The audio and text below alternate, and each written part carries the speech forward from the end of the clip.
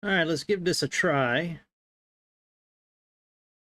Let me get things set up a little bit here. Welcome all my friends to the latest episode of the All About Aviation Network. Channel and network. We're everything here. Channel, network, everything. Anyways, my name is Greg. Welcome. So we're going to watch a terrible stream. Not a terrible stream. We're going to watch, hopefully it's not a terrible stream. We're going to watch the top 10 most horrible accidents ever, or horrible landings actually, on the tubes. We're going to watch it on YouTube's, and then we're going to get into this Learjet flight. Let me make sure this window capture is working. Let's get rid of the capture card. Let me go here. Let's go here. Let's go there. All right, that's working. And let me play a little bit of it to make sure we can all hear it. Fails from my series Weekly Dose of Aviation. In this video, we've got engine failures, brake failures, crashes, and more. Oh yeah, we good. All right, before we get started, I just want to thank everybody for tuning in on this latest episode. Please consider subscribing, liking, hitting the notification bell, commenting. We have super chats, we have super thanks, we have memberships, we have PayPal, we got Discord, we got it all, baby. Click on everything, click on all of it, or click on one of it.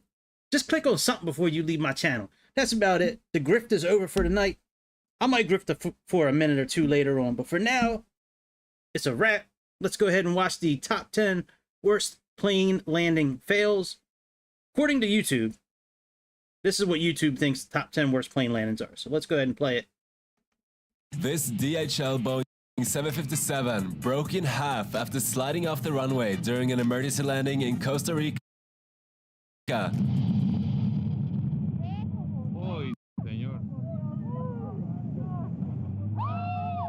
Whoa.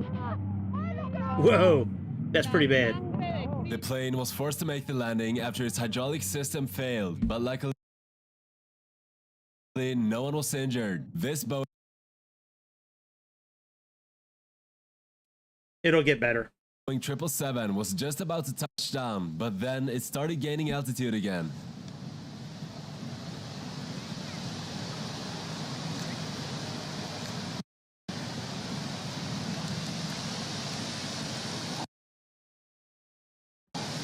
In order to land before it was too late, the pilot slammed it into the ground. It's my computer, it's not YouTube.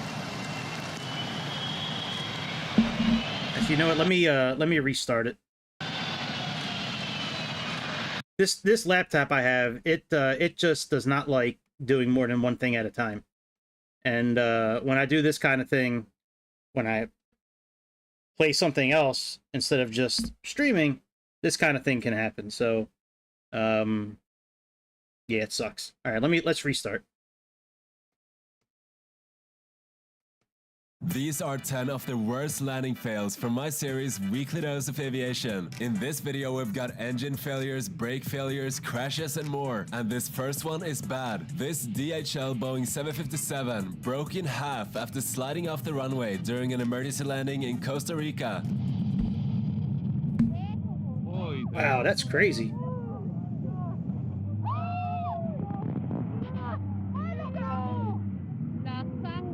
The plane was forced to make the landing after its hydraulic system failed, but luckily no one was injured. This Boeing 777 was just about to touch down, but then it started gaining altitude again.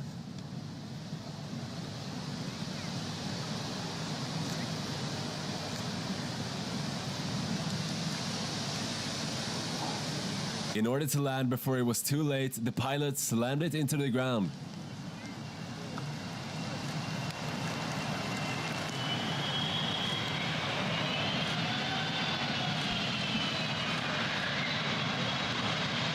This Airbus A340 landing too fast due to a flaps issue, forcing it to land without flaps.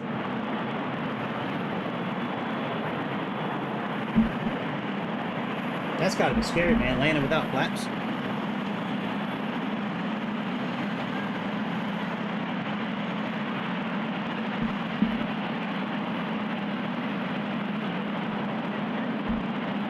The This T-6 Texan had just landed when the pilot lost control.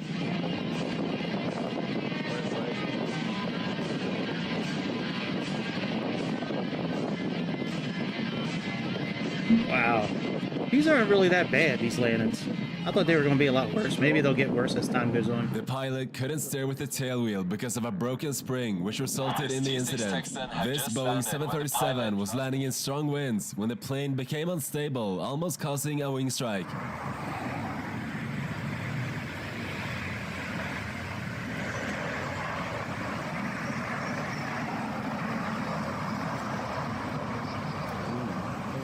Wow.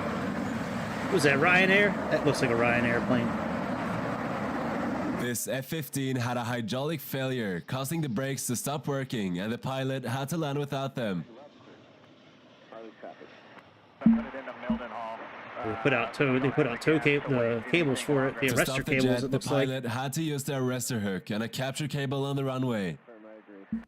Runway operations suspended due to cable engagement. Expect runway operations to resume in 45 miles. Go. We, the DP in all of its wisdom decided to go ahead and take the cable while we got a bunch of jets airborne. We're not going to be able to hold much longer. This Cessna 180 suffered a ground loop while landing on an air show.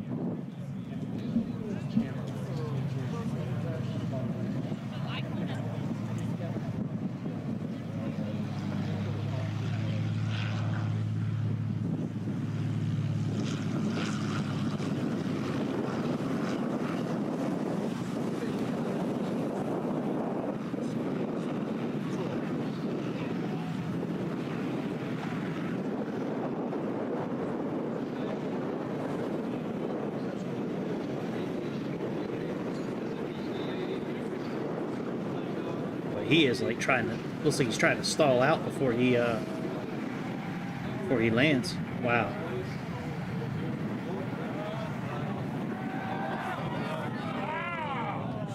Wow. That's actually pretty good, I think.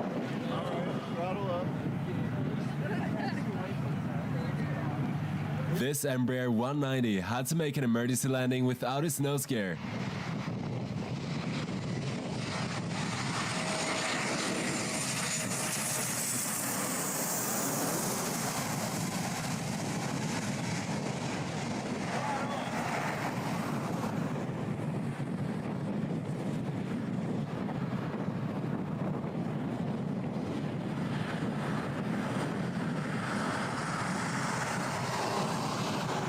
The pilot kept the nose up for as long as possible before coming to a stop, and this happened in the Bahamas.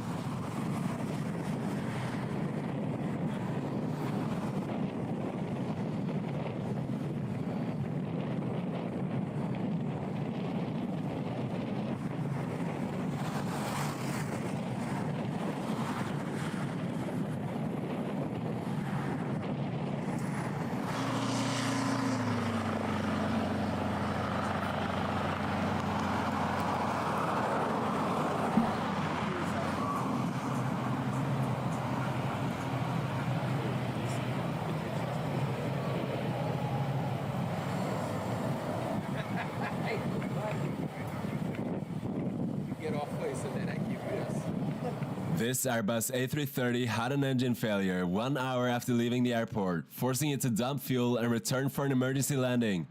This is not a Boeing.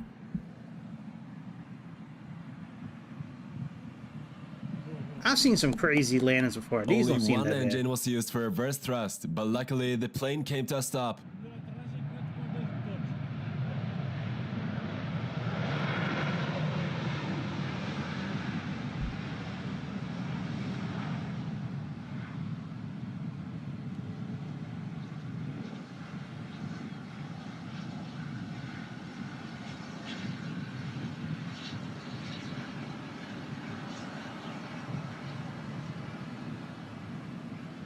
This Boeing 747 landed very hard in Amsterdam.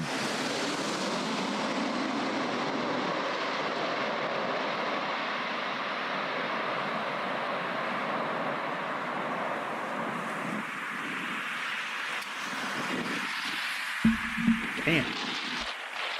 That's like one of my landings. Now, up next are some honorable mentions, which are not quite as bad. This Airbus A350 was trying to land at an airport in Chicago, but had to abort due to wind shear, resulting in a touch and go.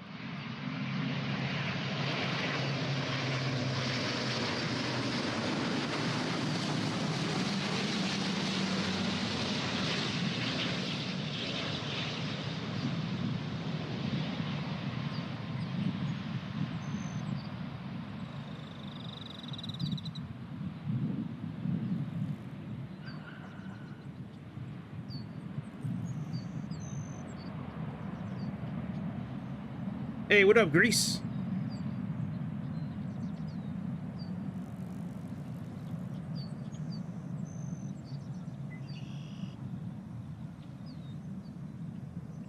And last but not least, this Airbus A321 landing in a storm, touching down with his nose wheel first.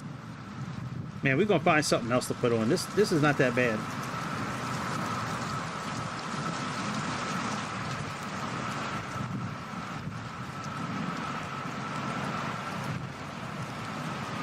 Yeah, this ain't that bad at all.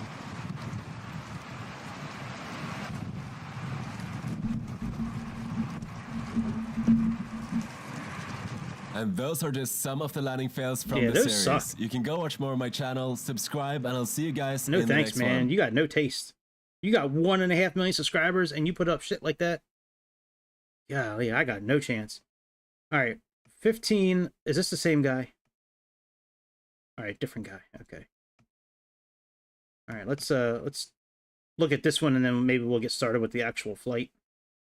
These are 15 of the worst landing fails. Hey, from it my sounds like the series, same guy. Weekly Fuck Dose this of guy. Aviation. In this video, we've got That's the same planes guy. overrunning runways, collisions, No. Oh, failures, shit. and more. First up is this Okay. Cessna Citation Maybe that this will be couldn't okay. stop in time and overran the runway at an airport in Texas.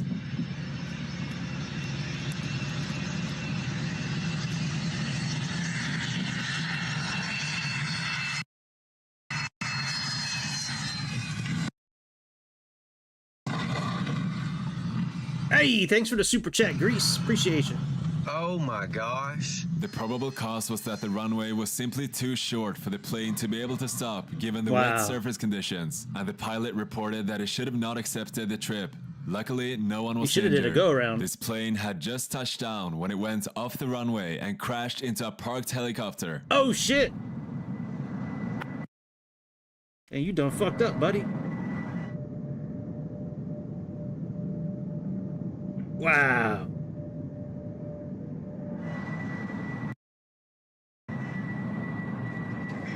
That's crazy. Hopefully everybody was The okay. pilot lost control while landing in St. Barthélemy, but luckily everyone was St. okay Bart's. afterwards. Another This Boeing casualty of St. 737 Bart's. landing in New York struck its wing into the ground. Damn.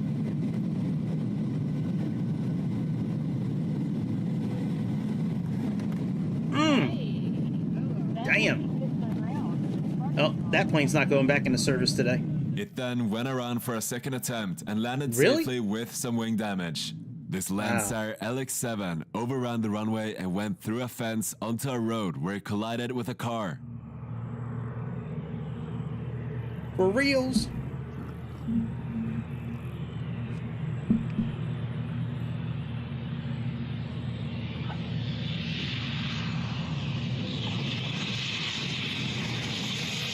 That's a cool looking plane though. Not good. No, not good at all. Not You're good. right.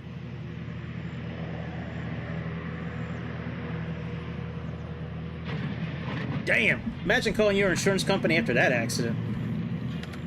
What kind of car hit your car, sir? According to the pilot, the hell power is- lever it's actually ball a plane. came off, and with the power stuck at idle, he couldn't reverse to slow down, resulting in the brakes fading. This happened at an airport in Texas, and luckily everyone was okay. This cargo Boeing 747 landing at LAX was forced to go around at the last second due to wind shear, but it was too late and one of its engines struck the ground. Sí, vamos a ver.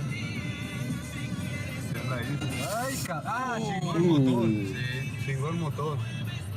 After that, the go-around was performed, and the aircraft diverted to another airport and landed safely. This Boeing 737 landing at John Wayne Airport landed Another really Boeing. hard during Storm Hillary, and then its landing gear collapsed. Why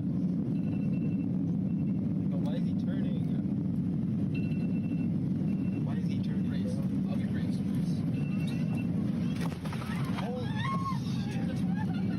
Here you can see sparks flying as the engine scrapes across the ground. Wow. Well, John Wayne Airport was in California. Storm Hillary was on the East Coast. Oh, whatever. I might be wrong. I've been wrong before. The plane finally came to a stop, unable to taxi to the gate, with one of its engines resting on the ground. Luckily, Jesus. no one was injured. This Boeing 737 blew out its front tire on Hey, landing, Ryanair. causing the nose gear to collapse. Off to a good start, Ryan. Another successful landing from Ryanair.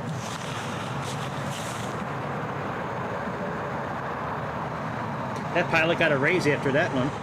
He only damaged one wheel. If he would have damaged two, they would have put him as first The officer. plane But had flown from Liverpool to Dublin, and luckily, no one was injured. This plane was approaching an airport in Armenia when they hit a bird.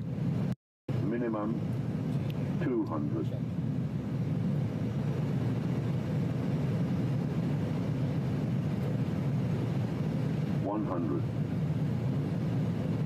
retard, retard. 50, 40, 30,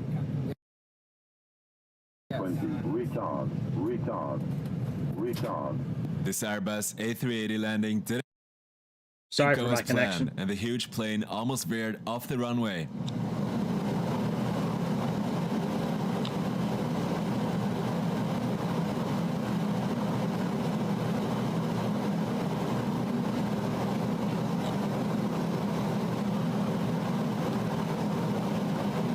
Wow, look at the wind push that thing.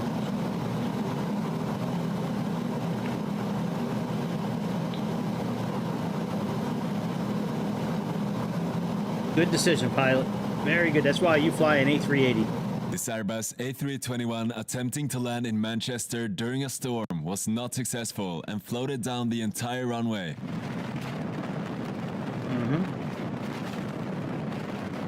It was a practice run, just trying to get close.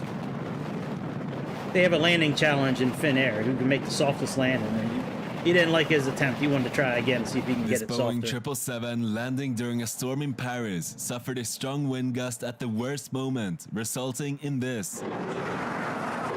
Another Boeing.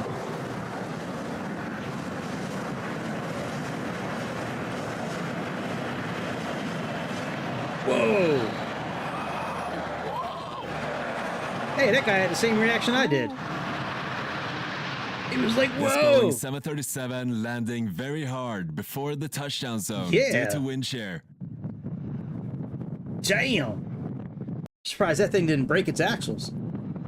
That thing came in hot and heavy. Good, I mean, you know, anyone you can walk away from is a good one, I guess. The person recording was not really prepared for the early landing, but still managed to catch the touchdown. According to them, the plane was damaged because of the hard landing. This will and be the last video we happened ever at an watch from this airport guy, in the though. Caribbean. I want to see some fires, This some Airbus explosions. A380 was landing in Dubai when it hit a departing plane's wake turbulence, forcing it to go around. Look at everything flapping the way it should during descent. Maybe we'll see that in Flight Simulator 2024. Look at everything flapping. That's gorgeous. Come on, Microsoft, get that shit together for us. I want to As flat. you noticed, we had to discontinue our approach today on the first attempt, and the reason was because we encountered some heavy turbulence from the aircraft ahead of us. This Boeing 747 hit a wind gust right before touching down, resulting in a long float.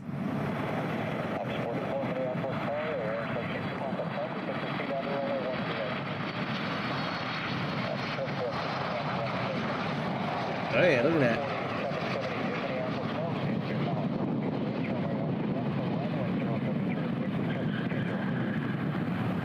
That must have been a tough decision for that pilot to... Yep, he's going around. Okay. By the time the plane touched down, not enough runway was left to safely stop, That's forcing what I it was to thinking. go around.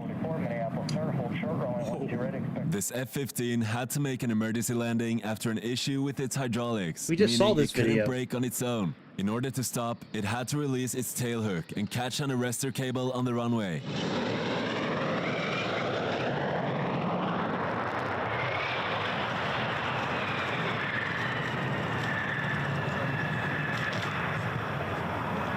No brakes.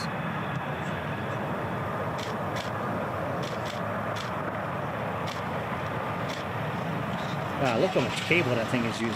Wow.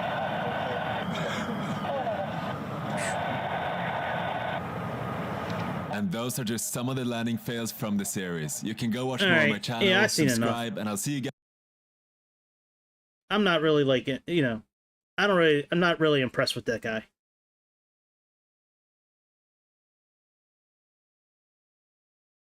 Yeah, we want dang flapping. Damn it, we want some flapping.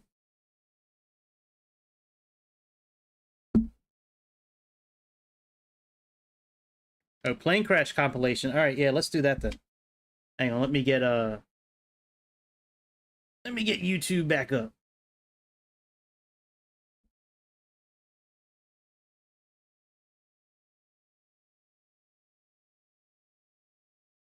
All right. We're almost there. Yeah, that guy doesn't do very good picks.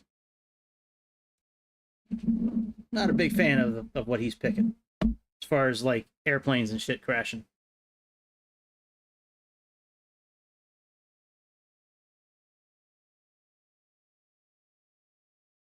Dr. Disrespect news. Yeah, man, Dr. Disrespect's in some trouble, bitch. All right, let's see here. Worst plane crashes.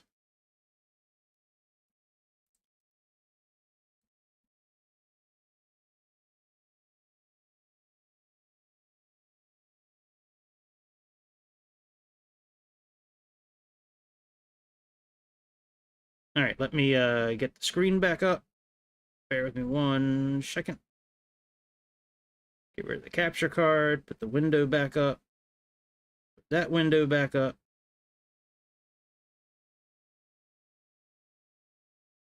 Hello, bitch. Come on, why ain't you working? Don't do me dirty, bitch. Come on. Damn, what the hell's going on here? Hang on a second.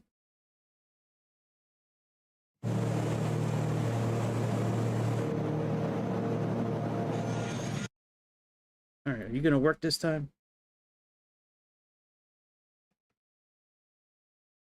All right, undo that. Let's click on this, click on this. There we go. There we go. All right, let's go back a screen.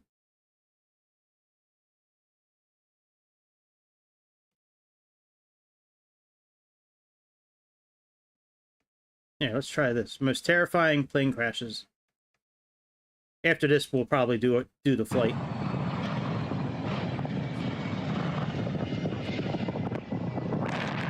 All right, start over again.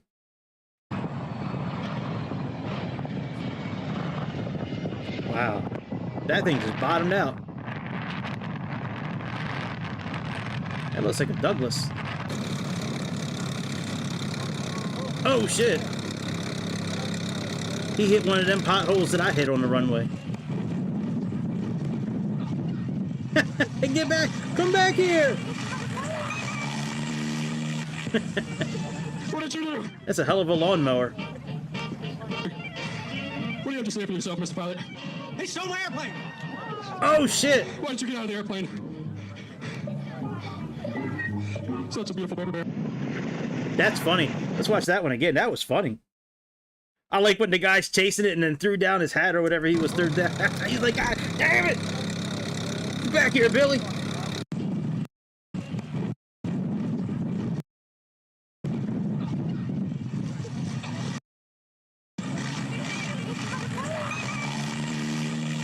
Sorry for my connection. What did you do? What do you have to say for yourself, Mr. Pilot? They stole Blast my off! airplane! Look at that. Why did you Hey, get out of the airplane? that thing just did a huge Super Mario Such a jump. beautiful baby bear. Must have ate a mushroom.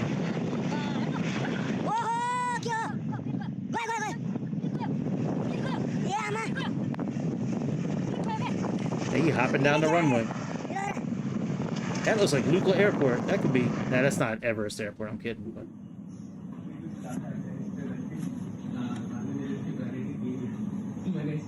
I'm not going to see anybody's comments until this is over. For some reason, when I switch back to OBS to see everything, it makes the video stutter, so I'm just going to leave the video up, and then I'll see whatever you guys write afterwards. Whoever's writing anything, I'm just letting you know. Oh, damn! Damn! That thing is a ball of fire. Skirt, look at him drifting. Look at my man drifting. Pulling off all kinds of moves. That guy got some moves on him.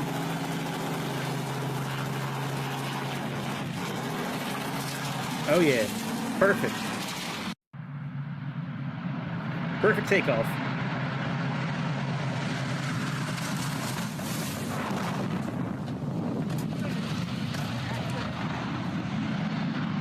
That looks like Russia to me.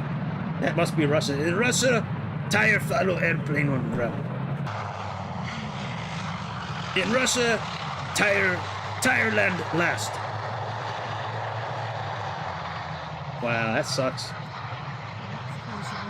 No landing gear. That's not good. You're right, buddy. That's not good.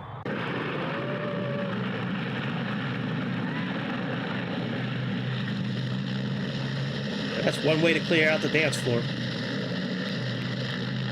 Need some room, bitches. I need some room for my elbows so I can move.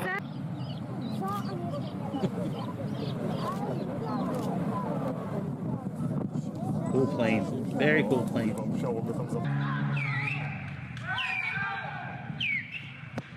Wow, that was lucky. Looked like he was getting ready to flip over.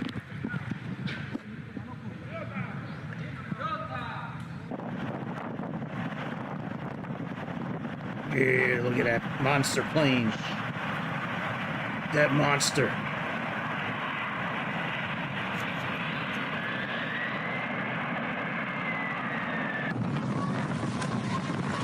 Oh shit, no, that's a tornado, I think, from Oklahoma, I think. Wow, look at the wind blowing that plane around.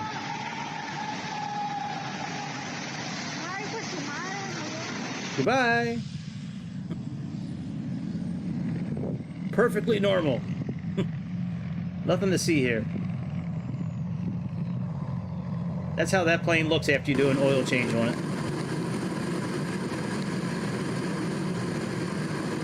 Oh yeah, the old landing on the highway technique. TJ taught me this one about 10 years ago. Yep. For my next trick, watch me land on the highway.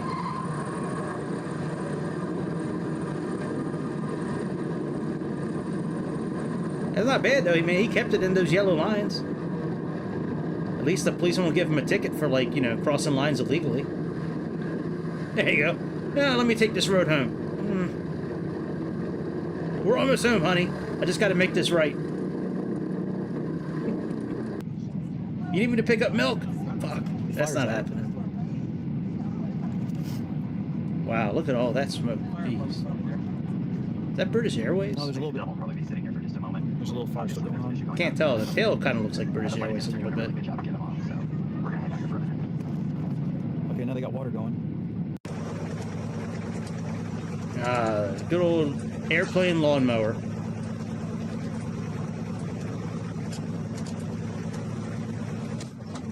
Looks like he's supposed to have a little doll, like a bobblehead doll, but he landed so hard the bobblehead got decapitated.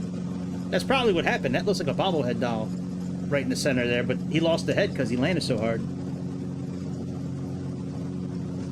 Either that or he doesn't like head in the airplane. Oh yeah, I'm familiar with this takeoff technique. Yep. The old trimming the hedge the old trimming the hedge. Damn, look how old that cell phone is. Hold on a second. You see how old that shit is? Hang on a second. First of all, I wish I could circle the screen. The bobblehead's right there in the center of the screen.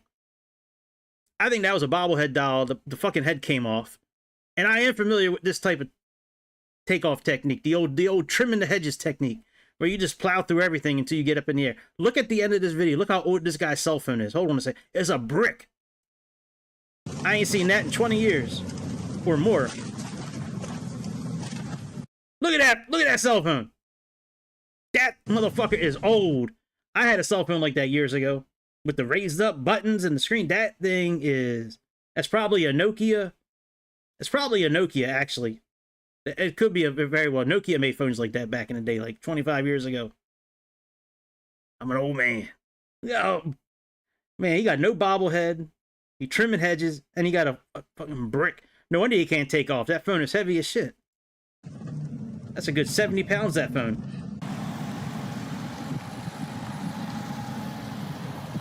Tires are bigger than the airplane. Is that a unicycle? That's a unitire airplane. I ain't seen one of them in about 40 years. Yep. The old unicycle tire. Oh, well. Yep, there we go. For my latest trick, watch me do a flip.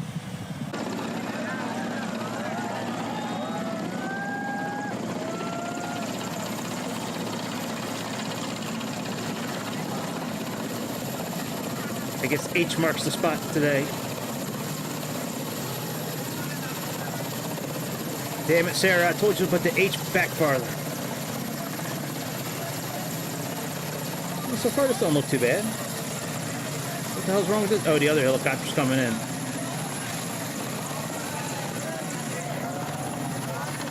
Coming in hot.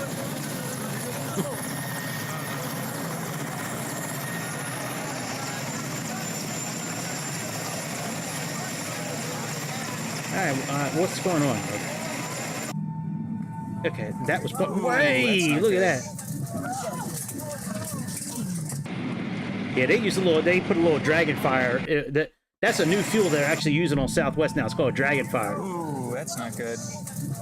You think, buddy? Man, you are Captain Obvious. How about you call the flight attendant and let her know what's going on instead of saying that's not good? Oh, shit. Damn. Let's watch that again. Damn. My man needs to spend more time in the simulator. Oh no, he's doing it. No, there it goes. Oh yeah, the old Dust Devil. Fantastic. That one dates back to the 1940s, the old Dust Devil landing. You want to come in hot like that when you're trying to land and you don't want the bad guys to see you. That's how you land. You create that Dust Devil. The bad guys got no idea where you're at. They know where those Ospreys are. Those Ospreys are right there, just watching. Like, man, I wish we could do a Dust Devil land, and that way we don't get shot down. Old Dust Devil. Oh, no.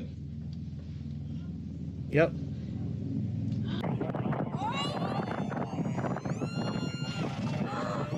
Oh, snap. Look at that.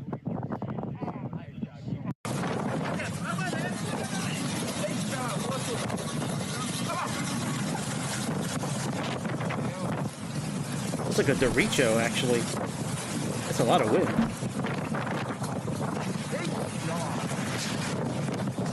Yeah, it's too windy for that plane. That plane will never take off in that wind.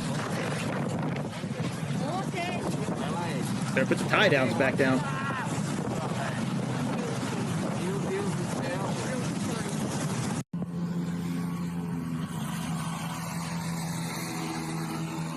Oh yeah. Yep. The old belly slide. That's how they land in Alaska. Fuck yeah, he made it. That's what I'm talking about. The old sled belly. That's what that is. Sled belly landing. You got ice, you got snow, and you got a belly, you can make a landing. You know, sled belly landing.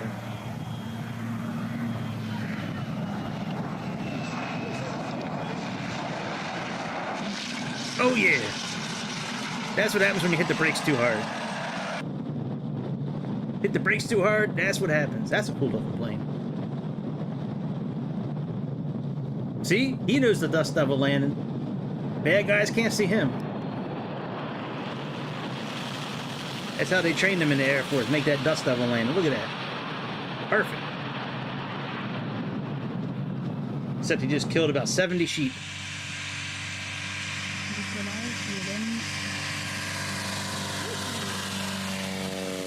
Yep. The old bounceroo. Yep. That wasn't too bad. That old bounceroo takeoff. Yep. That's the 1 hop ascent. 1 hop, you get in the air, and then you go right back down.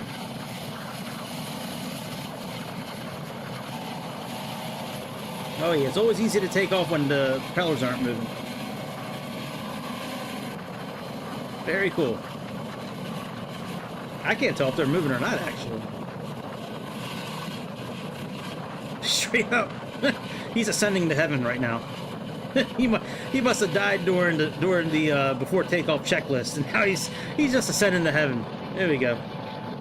Dear Lord. Oh, Billy had a heart attack. Now he's ascending to heaven. It's not stairway to heaven anymore. It's helicopter to heaven.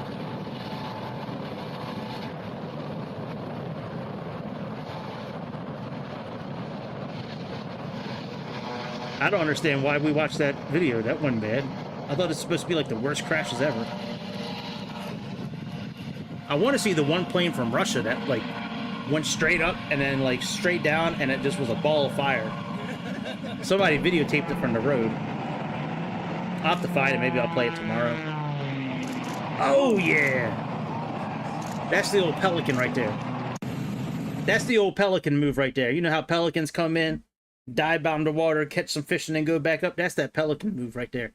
They teach that at the Red Bull Academy when they're teaching you how to be a Red Bull, you know, aviation expert. Yep, that's that old Pelican. Let's watch the Pelican again.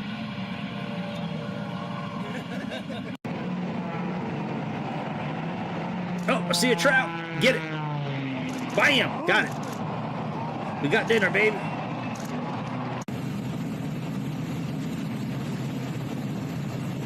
Oh, yeah. The old intercourse technique. I know about this one. Put it right in the hole. I don't know why that video was on there. Ooh, oh, that's how I land on the carrier. Wave off! Wave off!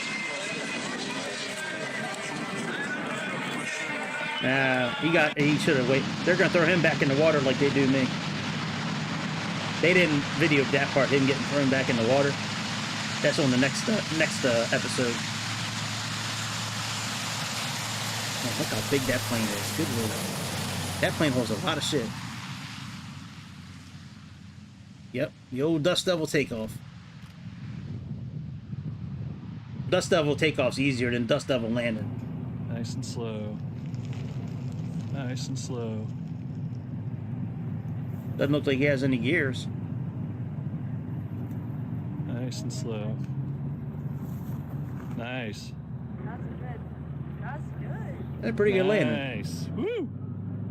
That's actually really good for not having landing gear. Nice. That's a good pilot. If that was an Olympic sport, he'd probably get a gold medal for that. All right, very good. All right, let's get into actual flying planes. Hey, man, that was cool. That was cool. Oh, the old Pelican technique. That you don't really see people learning that Pelican technique anymore, man. That's a long lost art. That and the Dust Devil. You don't see that too often. Is my mouse working, or is my mouse not working now? Oh, my mouse is still working. All right. It's been a minute. Let's see if there's an update. No update. Very good. All right, we're flying a real flight tonight. It's a real flight that I don't even know when the hell this plane flew. I think it was yesterday this flight took place from Florida to Belize. Let me pull it up here on old Navigraph. That was fun. Maybe we'll do that again tomorrow. That was fun. Hey, Cowboy, what's up, dude? All right, we got that. Let's put in MTS. That was fun. I'll pick out some other videos. That I just kind of did that on the fly tonight. So tomorrow I'll pick out some different videos, some good ones. That was fun though. All right, we got that, and the flight number is 372. Not that it really matters, but we're gonna put it in anyways. All right, and our takeoff is Fort Lauderdale Executive. So that's KFXE. Now, I saw two different flight times on this. According to FlightAware, it was like less than 2 hours. According to Navigraph, it's like 2.5 hours. So, I mean, either way, we're going to be in speed increase. We're going to speed up the sim. And I am going to go to actual cruising altitude this time since we're going to be over the water, and I want to fly at a good clip since we can get, you know, in order to get there. All right, Fort Lauderdale Executive. Boy, where to park? Let's see here. Gate small. Let's do 8 for Cal Ripken. And we're supposed to be taking off on runway 27, which is probably this one here. All right, let's park over here then. Oh, do they got Ray Lewis over here?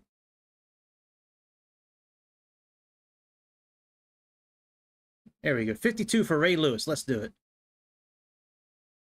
All right, let's get it going. Yeah. Man, some of those landings, those planes, man, were amazing. That last one, no landing gear and landing that soft, that is really good. All right, let's turn on the capture card sound.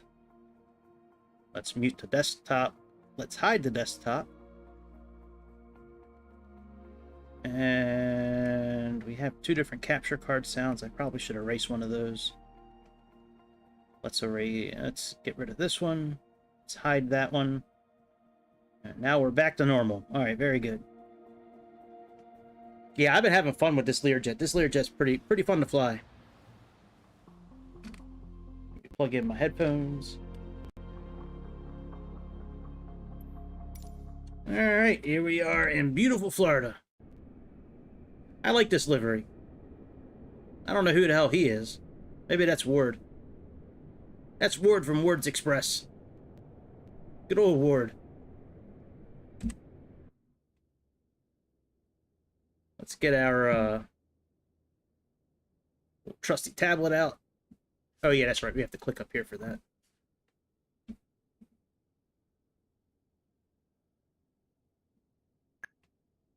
And let's put our chocks on. Covers. Get the GPU. Open the cabin door up. Alright, we got 1 table back there. Let's see, should we put another table out? We could put shades down. Let me see what shades look like. Actually, let's put all the tables and all the shades in. Let me see what that looks like.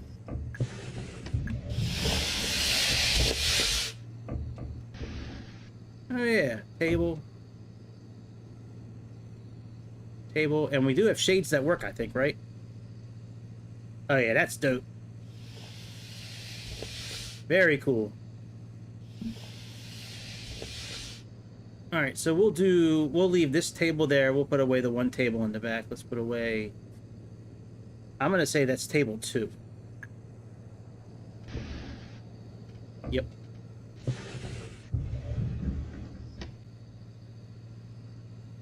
All right, very good. Let's go ahead and get our flight set up. All right, we got weather. All right, let's do our fuel first. So according to SimBrief, we need. Let me change this to kilograms if I can.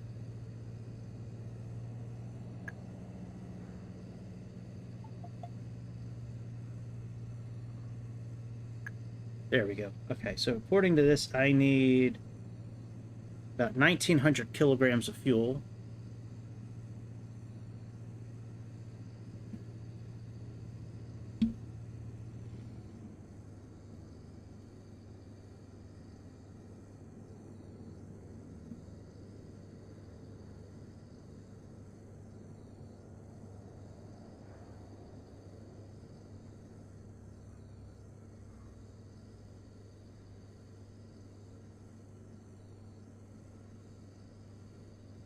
All right, let me put the passengers in first. All right, so we have a pilot, we have a co-pilot, and we have how many people? 8 people. All right, let's do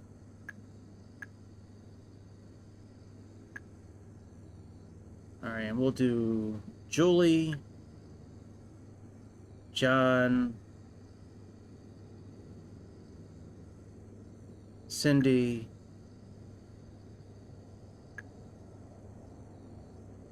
and Rick. Well, we might as well just fill everybody up. Alright, so looks like we got about 8 people. Let's see what our center of gravity is much better now. Alright, we have about 1,900 kilograms in fuel. That's about what we need. Our total weight is 7,200. That's pretty much right on point with with Simbri. Simbri's got 7,287. We got 7,260. Alright, very good. Alright, let's so starting up this airplane, there's a lot of things on this checklist, but most of the things on this checklist we don't really need to do. Like, they're already done, or we don't have the button. A lot of things on these checklists that we have here, the airplane doesn't have. So let me remove the front cover, pitot cover, the engine cover. Well, actually, here's what it looks like with everything covered up, actually. So it's got the little, you know, the eye cover you put over your eyes when you don't want the light to bother you. It's got pitot cover down here. And then the engine covers.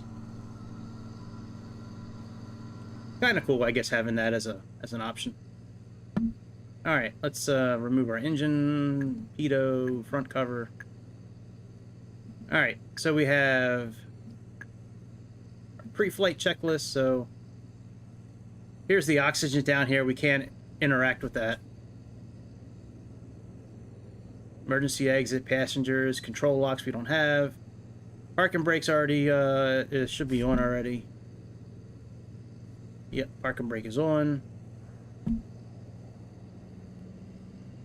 That's done. Ground power unit is in.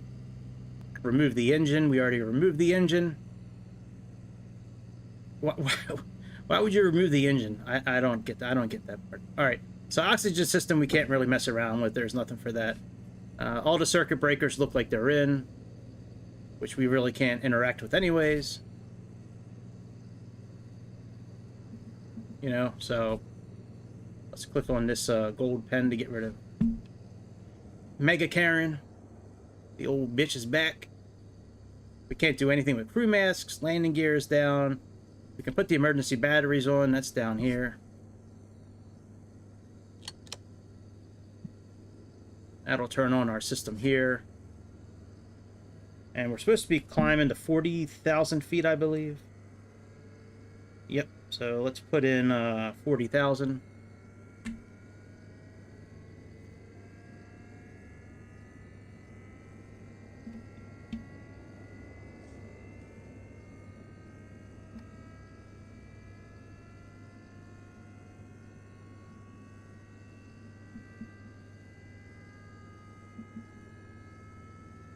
All right, 40,000. That's good. After the emergency batteries, we have panel switches, fuel computers on, and pitch trim on PRI. All right, fuel computers, they're on. Pitch trim is on PRI. Like, a lot of this stuff is done already. I'm just kind of showing you guys where all the stuff is. Anti-skid is on already. That's down here.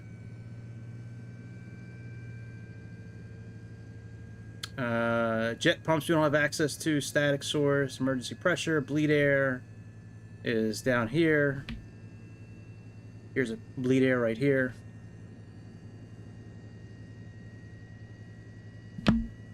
Alright, let's turn the batteries on, and batteries, GPU's already connected, and inverters. So the batteries are right here. Inverters are right here. Primary and secondary.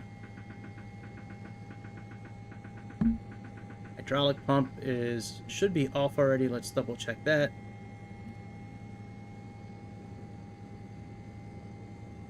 Hydraulic pump is off. Let's test our fire detection system. Ah, works beautifully. All right, very good. Anyways, if you want to go through this whole thing, you can. I'm not going to do it. All this stuff is pretty much done already. Or we don't have access to it. So, cabin air is off. Pressurization, let's switch the pressure to the cruising altitude pressure, which is 40,000 feet. We'll turn the cabin air on after we turn the engines on. So, let's turn this to 40,000 feet.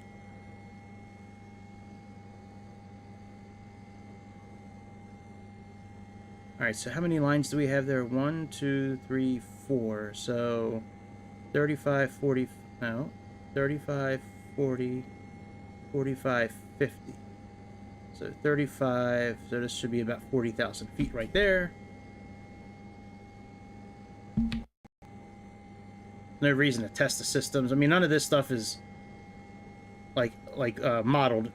So, like, you're not going to have a failure with this plane unless you program it from the outside. We can't do anything for takeoff data. You know, yaw dampeners, we can certainly, we'll turn them on after we turn the airplane on. There's a switch to get them ready. All right. Let's talk to the ATC. Let's get our, find out which runway we're going to take off from. Executive ground MTS tree 72 with Mike request taxi for takeoff departing straight out. MTS tree 72 taxi 2. Very good. Runway 27. That's what I like to hear. Contact tower on 120.9 when ready. Taxiing hold short runway 27 using taxiway MTS 372. Executive airport information. All right, 2993.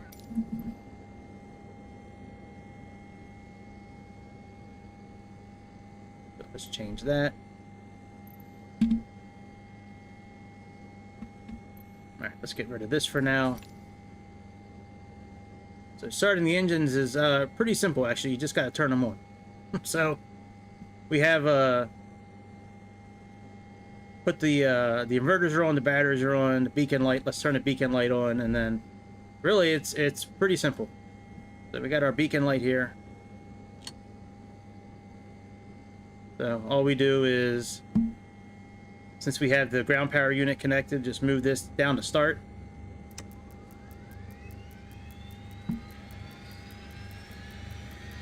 Once the engine starts to get rolling, just move this up to idle. You know, out of the cutoff position. So it wasn't a cutoff position before, now it's, you know, up at idle. And then when this light goes out, then we can move it up to generator. See, this light went out, now we can move this to generator.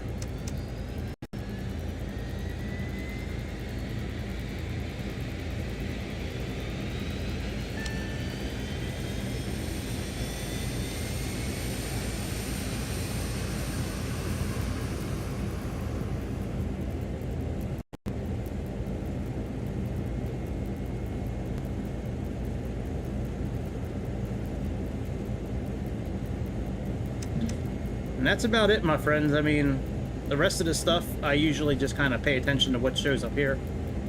You know, door, stall button, pitot heat. So let's close the door. And chocks are moved. Let's remove the door. Alright, all that is fine. Generator's on. Or taxi, circuit breakers, radar, avionics. That's right. Turn our avionics on.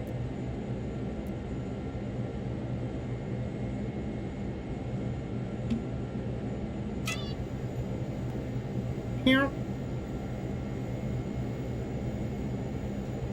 And we can turn our weather system on.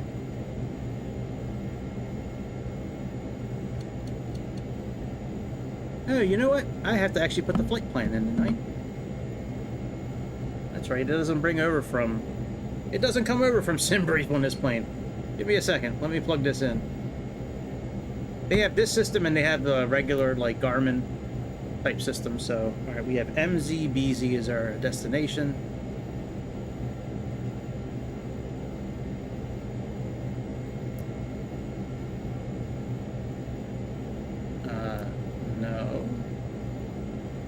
MZ BZ.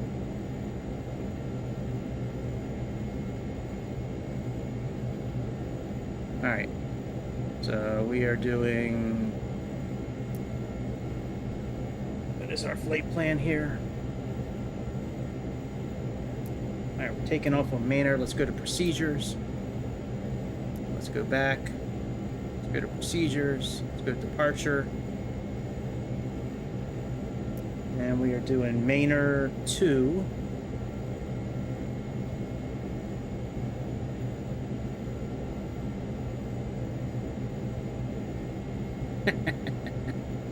I think it does have flapping. It has the flapping, I believe.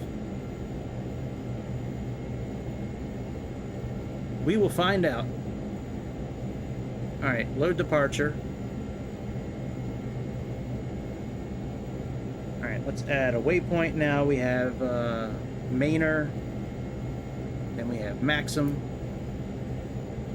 Like the magazine.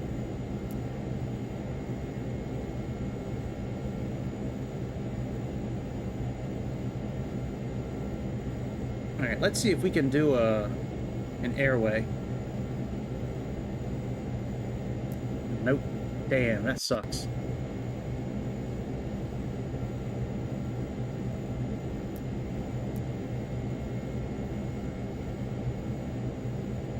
Alright, Maxim to CZM.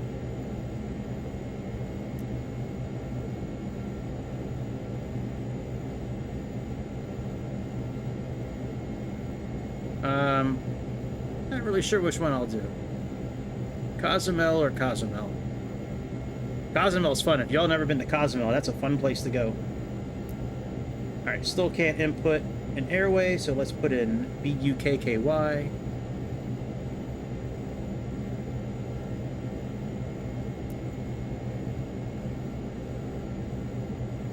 Right. Yeah. Live weather is on, but yeah, you're right. I think we gotta turn the flapping on, I think. Alright, and last but not least is BZE for Belize.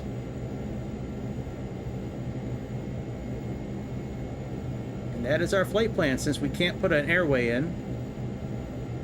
That is what it is. That's our flight plan.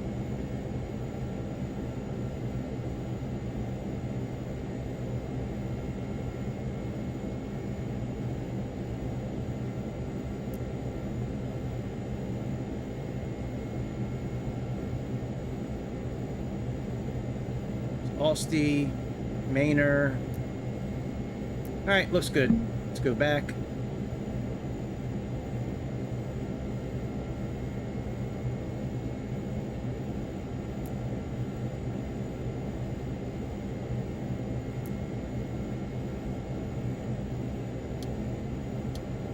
Alright, and that's pretty much about it with what you can do here.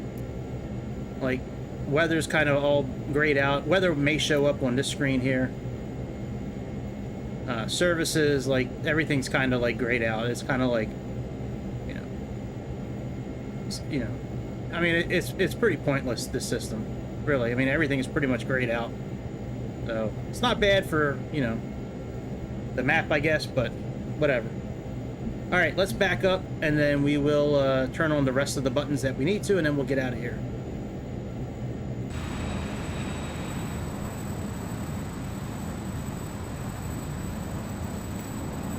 Let's try planning it, because that worked out so well last night. I don't know if you guys remember that last night, but last night our plane was spinning in circles.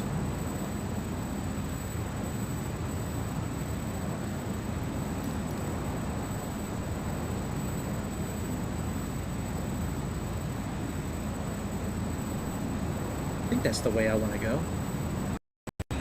Oh, no, it's not. Just kidding.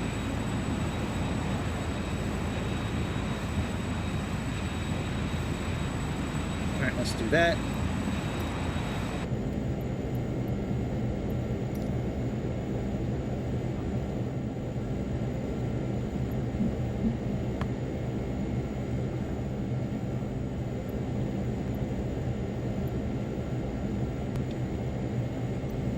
Oh, hang on, we might not be able to hear his voice. Hang on a second.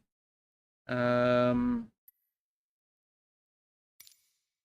the voices down because of the ATC.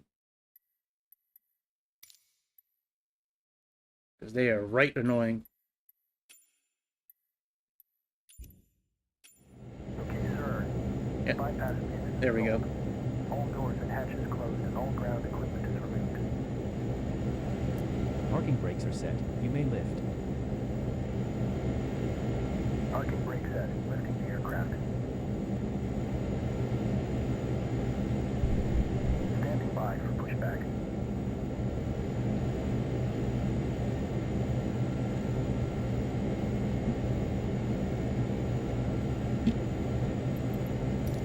Cockpit to ground. Go ahead. We are cleared for start and push. Okay, cleared for push start. Please release parking brake. Parking brakes are released. Commencing pushback. You can start the engines in sequence. I will start the engines. Thank you very much, my friend. It will start in the sequence. Yeah, see, I think he's going to be making circles too. It worked really good like one time.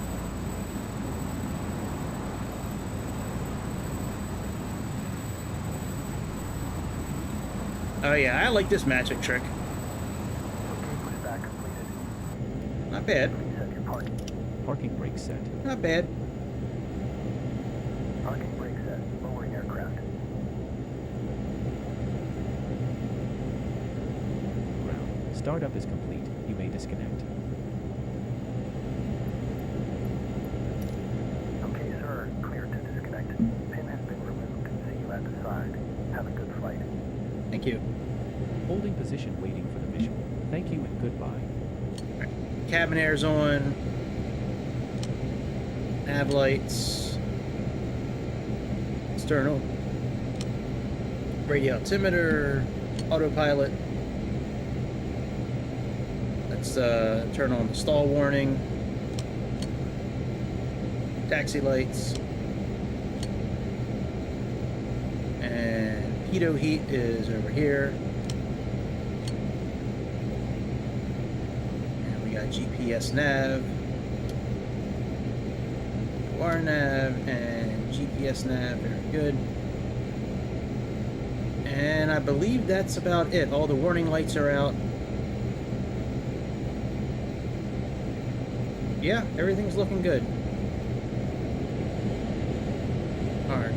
Takeoff trim is okay. Let's power on the yaw dampener. Primary and secondary. We'll engage it when we get up in the air. I never put the headset on in here. Let me put the headset on. See what that sounds like. We don't really need the checklist anymore. That's all good now. Oh, much better. Much better. Alright. Taxi. Oh yeah, we gotta set our flaps. And we do have to put the thrust reversers on too. Alright, cabin air's on. Trims are set to primary. Lights are out. Alright, runway lineup. Alright, let's leave that one on. Let's taxi.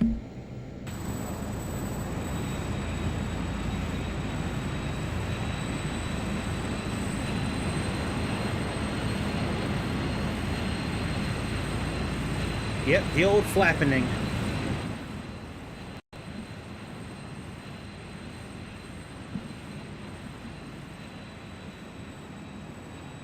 Hang on, I didn't turn on the steering. Hang on a second. Do-do-do-do-do-do.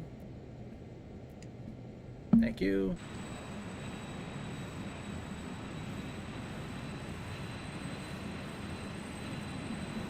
Oh, and let me turn the volume back down for the voices. Otherwise, the ATC is going to be really annoying. All right, apply and save. Back.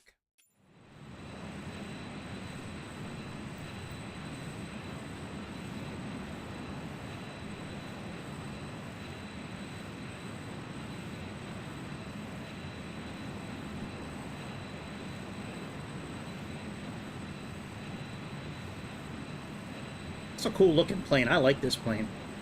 I like the nacelles on the side of the plane. They look really cool.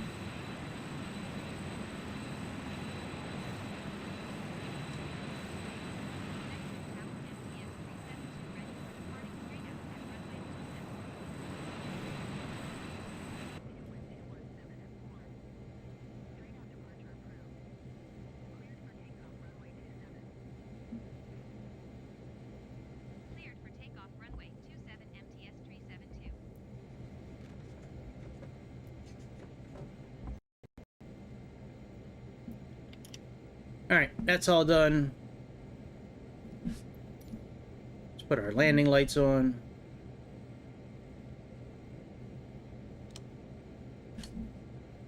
Let's put the reversers. Let's arm them.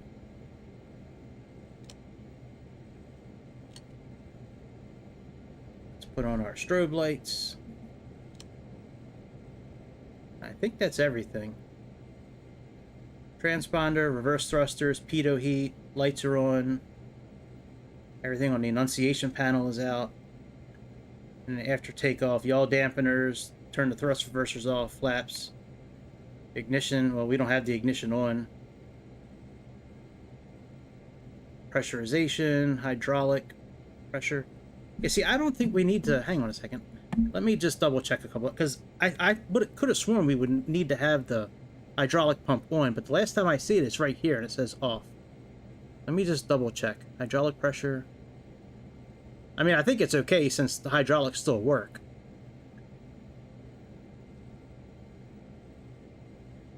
Coffee and oven. Alright, brakes. Reversers, volt, nav, radar, spoilers. Trim, pressurization. No, I guess they're really, pitot heat, parking brakes, stall warning. We have all that on. Yeah, I guess that's it. Okay. Alright, let's do altitude select. Let's arm that. Let's arm nav as well.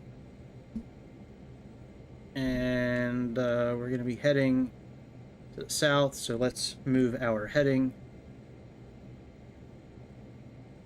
indicator towards like the south, southwest. All right, let's take off.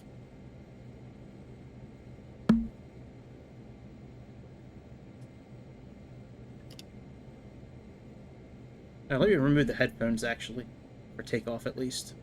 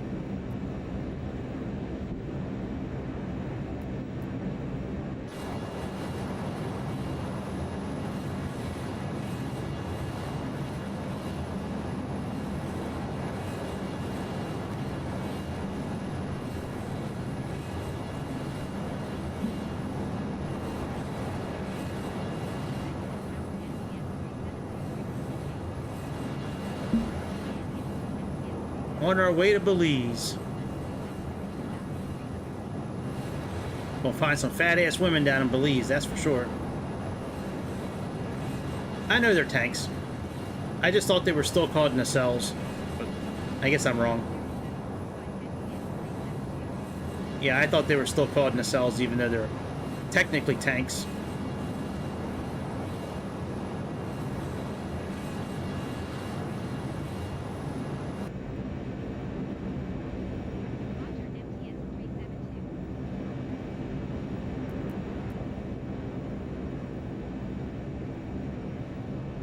Alright, let's go into heading mode. And let's do speed and engage. Engage the yaw dampeners.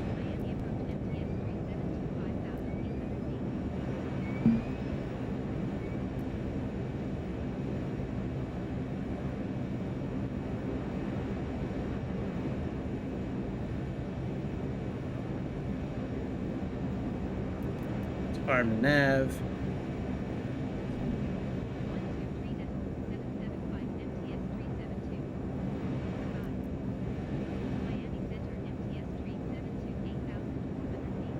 Just turn off our landing lights.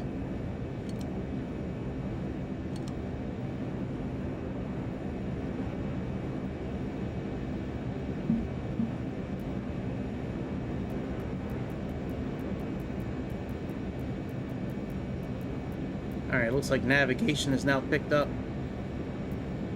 Yep. Very good. It picked up our route. Climbing. Everything's looking good. Let's disengage the reverse thrusters.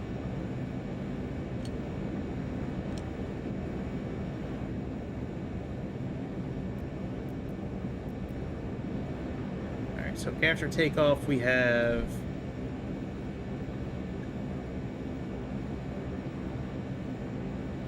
yep, that's all done.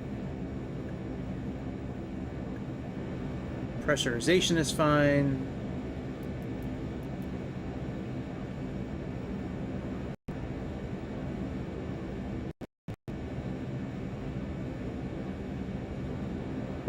All right, everything's good.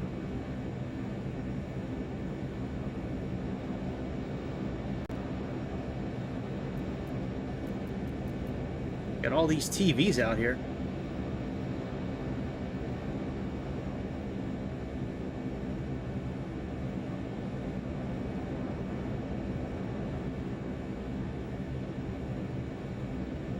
All right, let's put our headphones on and go outside.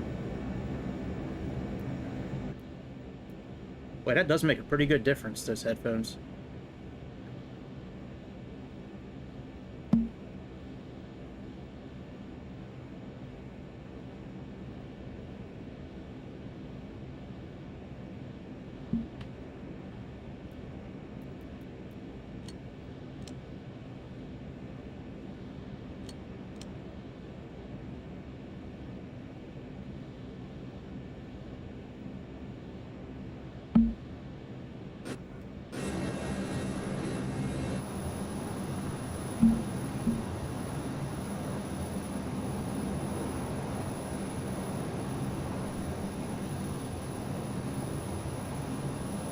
I think that'd be pretty cool, being a private pilot and then flying somebody to Belize.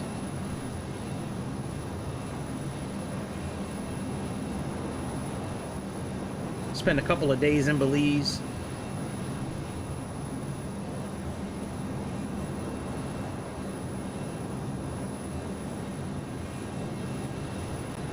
Why are we not climbing anymore?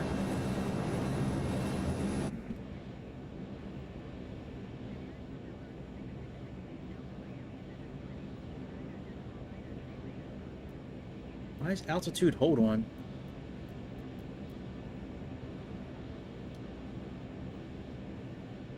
Maybe I hit something by accident.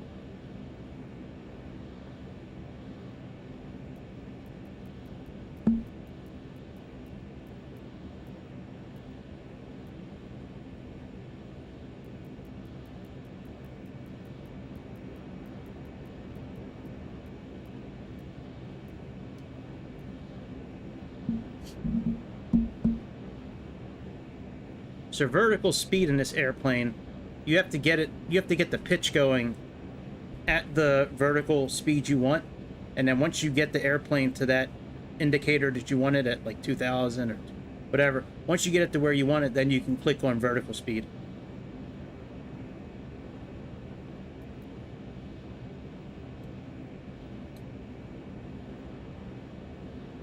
But you can't really do it before then.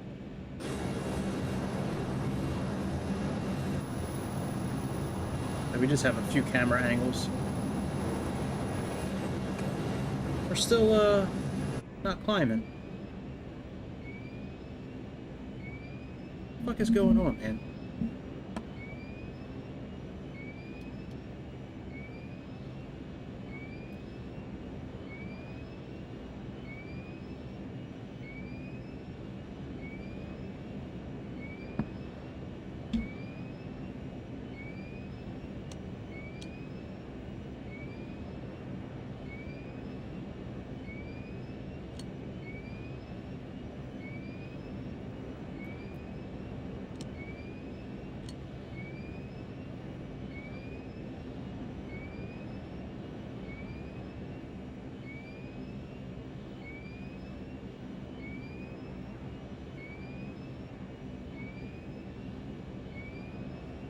I hear that buzzing, that beeping. I don't know what the hell that beeping is.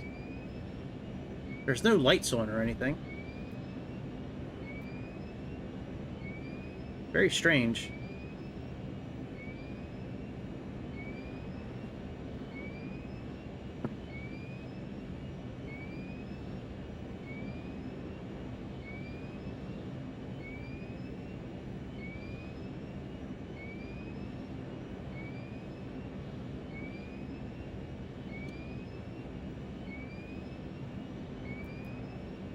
But usually when you level off, that noise goes away.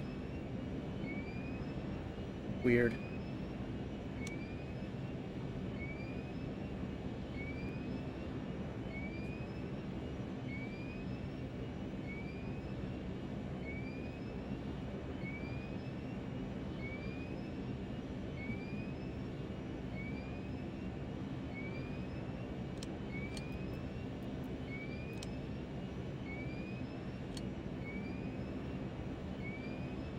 Oh, you know what? Maybe you're right.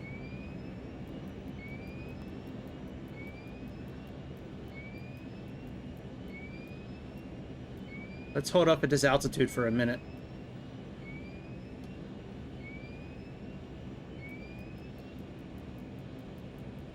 Damn, Grease! Grease coming in the clutch, man. That was a good call, man. Thank you.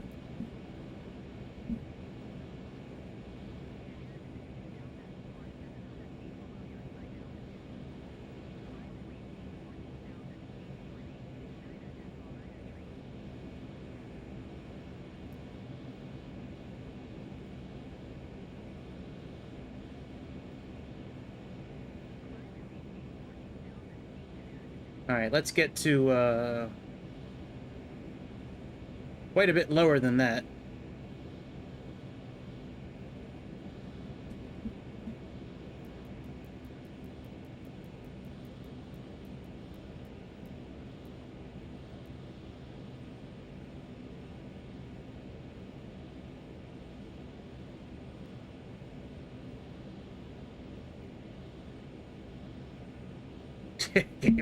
Game over, bitch! Yeah, you're right. Well, you're smarter than I am. That's okay. I'm okay with saying that. Alright, now let's click speed and give it some juice.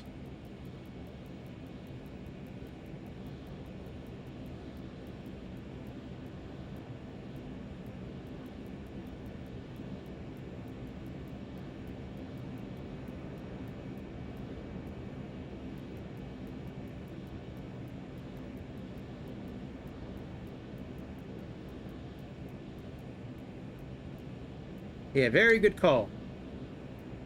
Thank you for that. I noticed the speed. Like, I was like, I just thought that that was normal in a Learjet.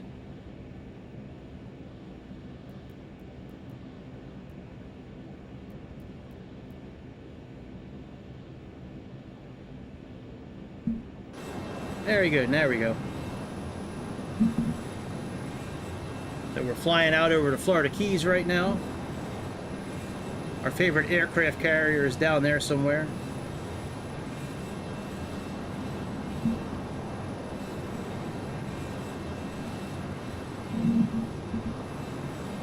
That was kind of fun watching those videos in the beginning. Maybe we should do that again tomorrow. That was fun. I liked reacting to them. They were funny, man. Yep, the old Dust Bowl technique. A lot of those techniques you don't see anymore. The belly landing and the pelican. The old one-eyed Willie. You don't really see a lot of them anymore.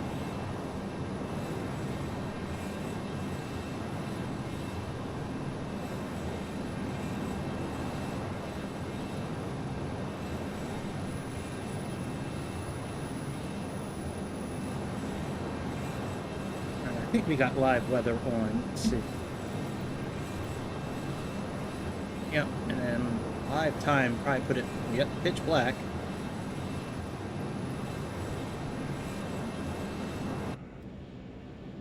Thing lights up pretty cool at nighttime.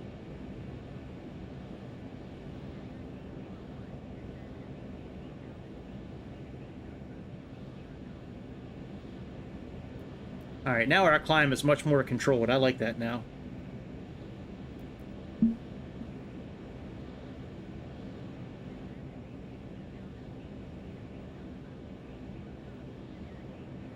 Not a bad little tablet. Got our barometric pressure.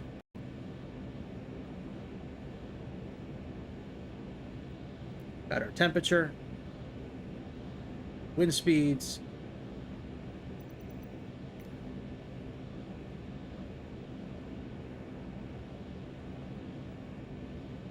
Let's do a early morning flight. That way we have plenty of time to chase all that booty down there in Belize. All that big booty in Belize. They got some big booty down there, that's for sure.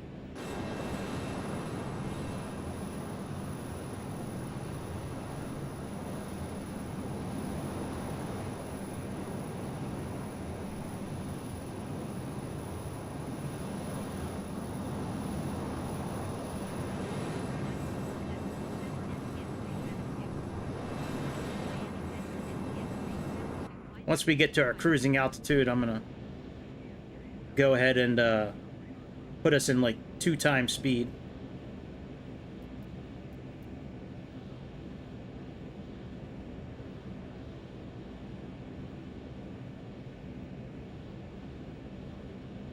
All right, let's do 41,000 feet.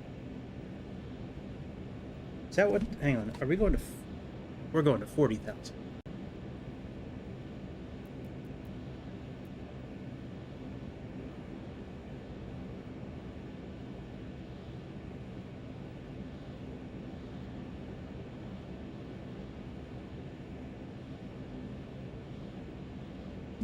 Let me see what kind of landings they got in Belize for us. They got arrivals, they got approaches, they got all kinds of stuff down there in Belize for us. We don't have any of that stuff, but they got it. Let me see if I can get some of what they got. Oh yeah, the old Bucky 1A. All right, that looks good to me. The old Bucky 1A.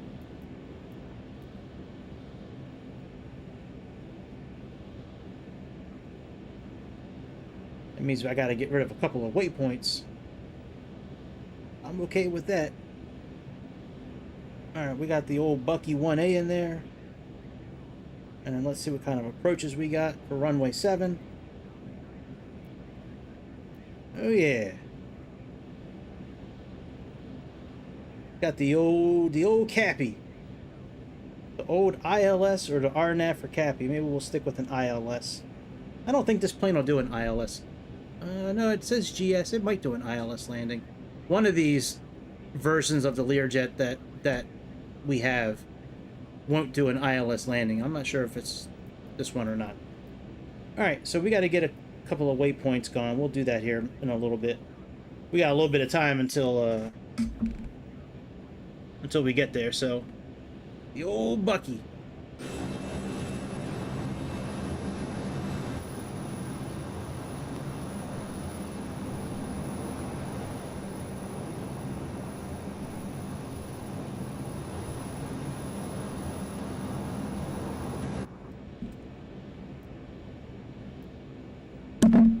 Oops, sorry about that.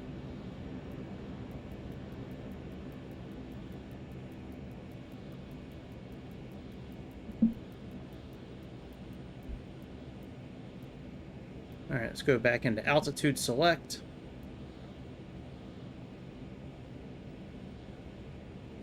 Let's do speed again.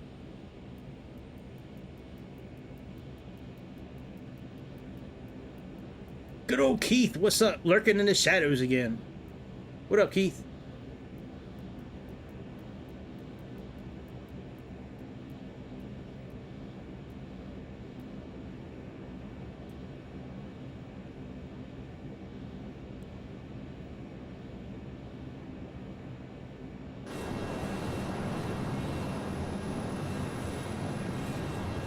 Alright, we should be making our way over Cuba.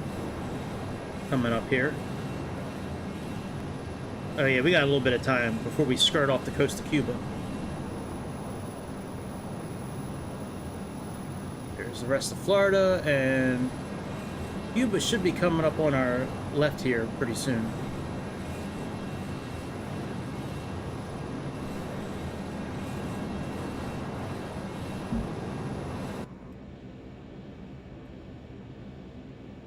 I don't know if they would typically have these engines at 100, but they seem to be doing okay. I mean, the turbine's okay. Well, the fan, we're just in the yellow. Let's pull back just a touch so we're in the green a little bit.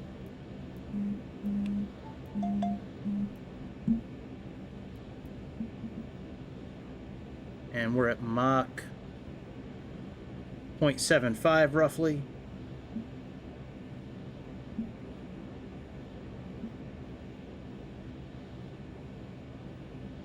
We should probably pull that back a little bit.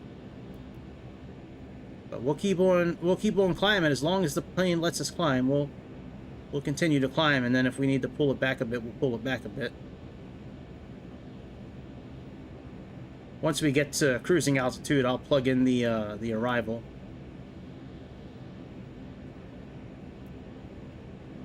Come on, Mega Karen. Get your shit together, baby. Come on. Turn this on. You can be on nav 2, baby. Come on. There you go. Nav 2. I hear you. Thank you. Appreciate that. Alright, we can move this even though it doesn't make a difference right now. But at least it makes it look like we're going in the right direction.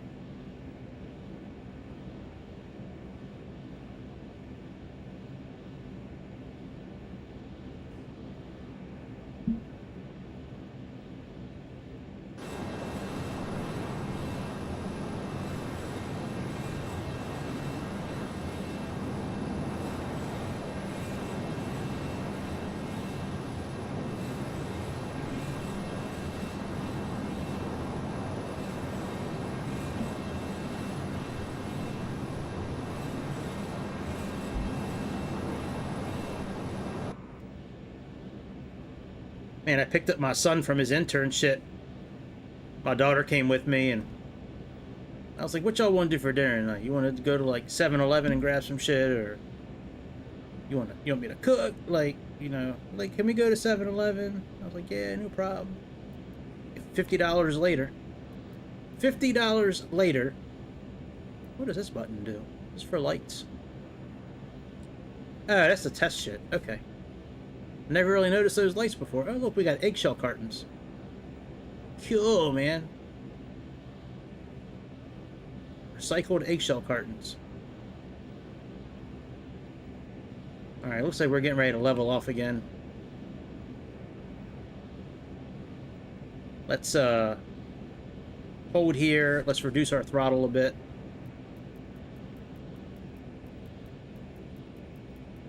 Let's reduce our speed a bit. And then we'll go back into climb mode once our Mach gets a little closer to like 0.75.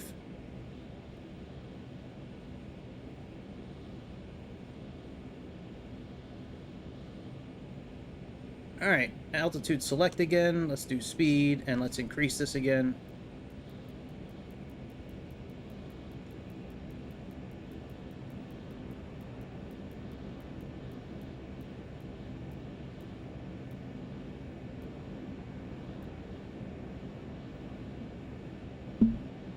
Actually, let me look up on the, this came with a really nice booklet from FlySimware. Let me see what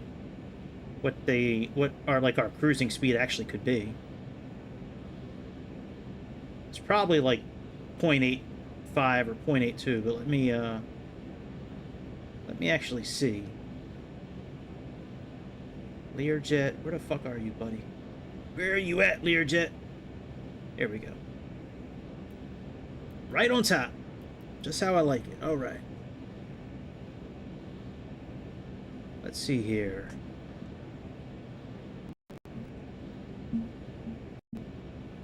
All right, FlySimware. All right, range, exterior, distance, performance. Max speed 450 knots. Normal cruise is 424 knots.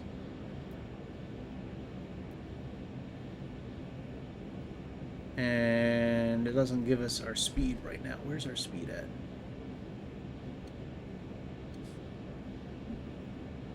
Oh, well, there's the bar right there. So as long as we stay below this bar, we'll be okay.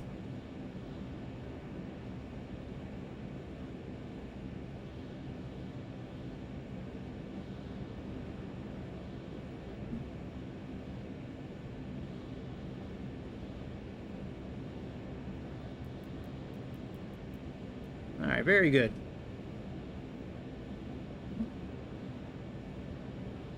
Getting closer, we're almost at 35,000 feet. I mean at 40,000 feet.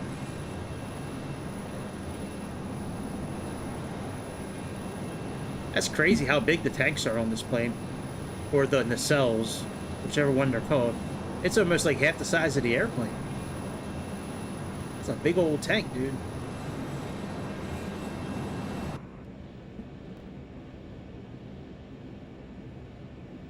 Alright, let's see what goodies we have here. Oh, look, next rad.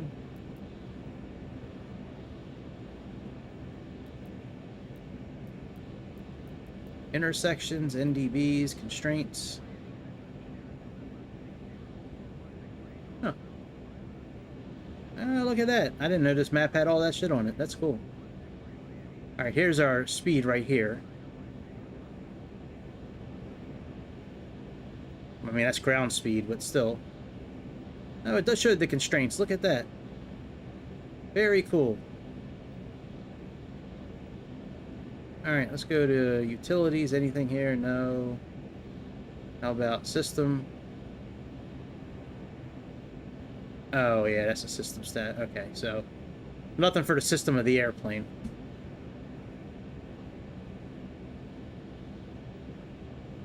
Alright, let's hold here for a minute. Let's pull back our throttle a bit so we slow down a bit. We're not really climbing right now because we're so close to overspeeding.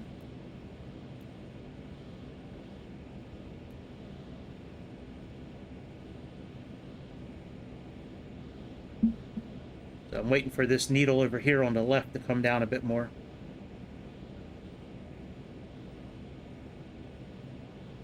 And we only have another 4,500, feet to go. All right, that and speed, and here we go.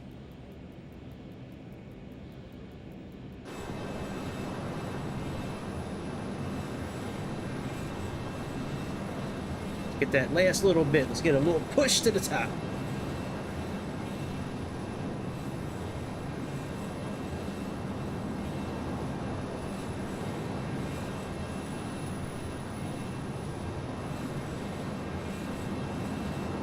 And then there's no automatic thruster, so we just have to monitor that on our own.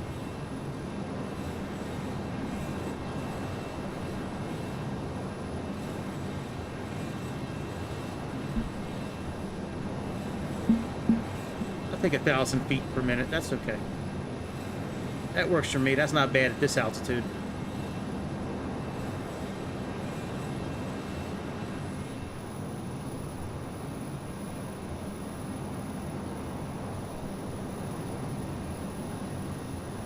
Pretty cool looking little airplane. I like this airplane. Fly Somewhere did a pretty good job with this thing. I think it sounds pretty good. I don't know what the real plane sounds like, but this plane doesn't sound too bad.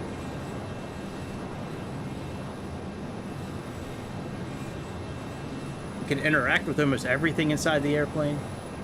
That's pretty good too.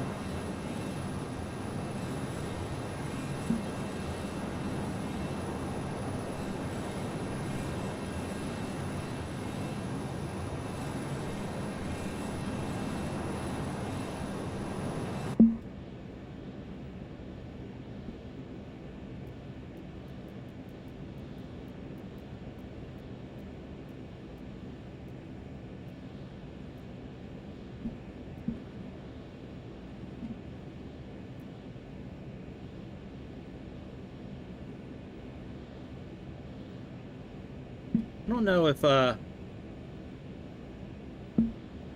wonder if the R and the P here stands for, like, rate and pitch. Oh, roll and pitch. Gotcha, because we have roll and pitch act. Okay, very good. I was wondering what that meant, R and the P.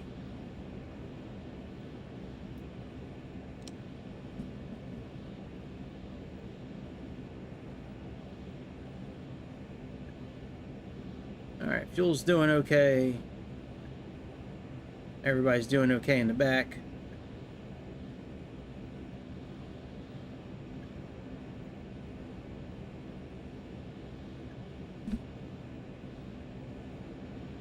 Full house.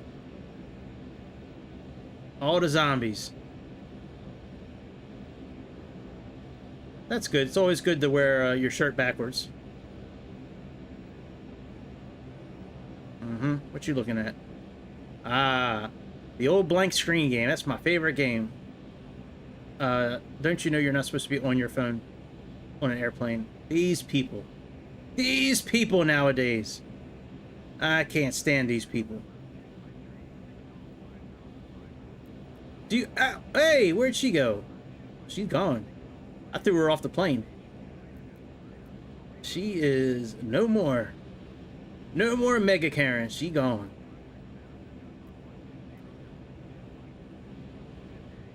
Oh, look, it counts the hours.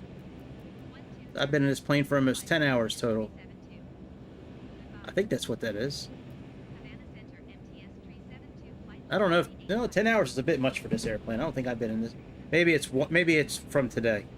From, like, the start of this flight, maybe. Alright, we're almost at our cruising altitude.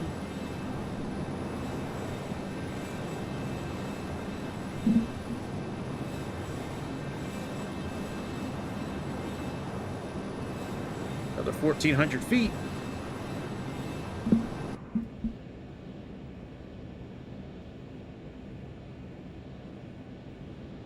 Damn, we're getting ready to overspeed again.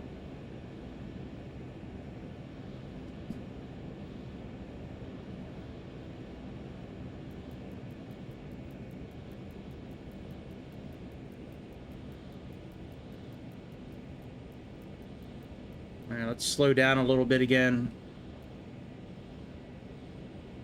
I have a hard time believing that's what they would do in the plane in real life, like slow down and speed back up again. I mean, maybe they do, but that's the only way I can get this plane to continue to climb, because we keep on getting too close to the too close to that threshold there, and then we start overspeeding. All right, let's get this final push. Come on, plane. Come on, you can do it. I believe in you.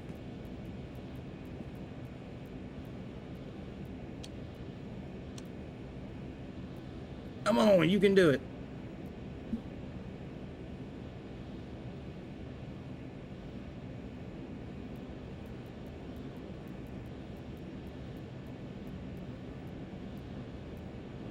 Come on, bitch. Come on.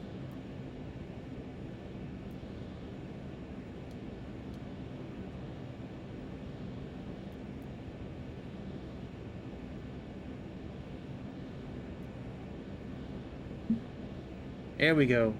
There we go. That's what I'm talking about. Get up there and do your thing, plane. Come on.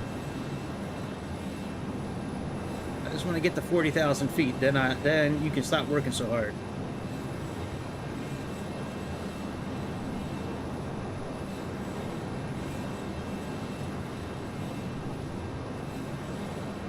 Shit tastes weird.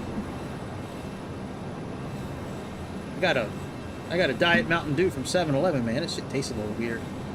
I wonder if it's from the ice. Oh well. I'm sure it's okay. Alright, once we get up to cruising altitude, we'll plug in our arrival info, get that set, and then we'll go 2 times speed until we get close to descending.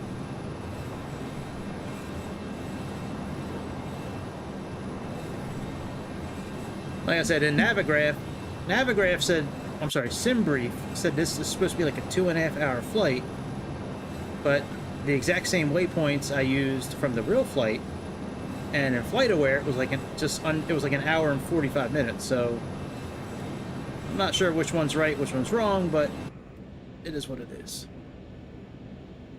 Either way, we're going to Belize. Alright, now this altitude should capture. And this should flip. Both of these should turn off.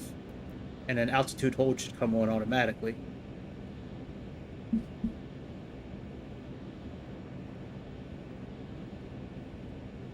And then we can reduce our throttle and find that nice little sweet spot where we can put our throttle at.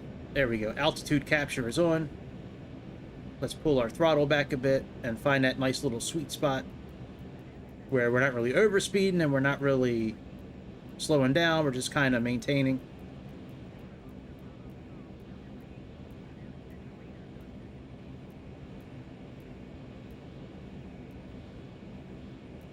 All right, let's leave it there for now. All right, let's go to... I'm going to pull this out just a little bit so I can keep an eye on the speed.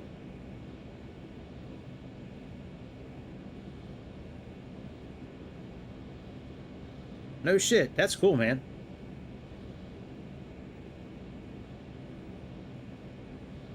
Very cool. Are you putting them in their place? Alright, so we're doing ILS-Z.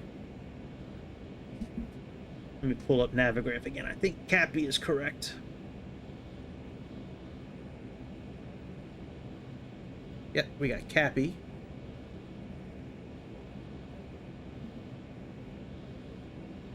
Let's load that. And let's go back and let's plug in an arrival. And we're going to be doing the Buka 1A.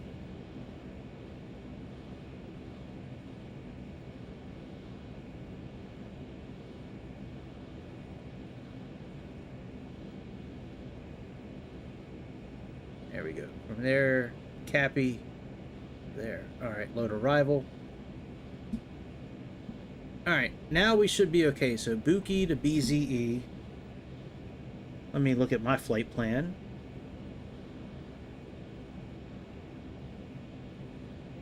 Okay, so Buki to BZE is not correct. We can actually get rid of BZE.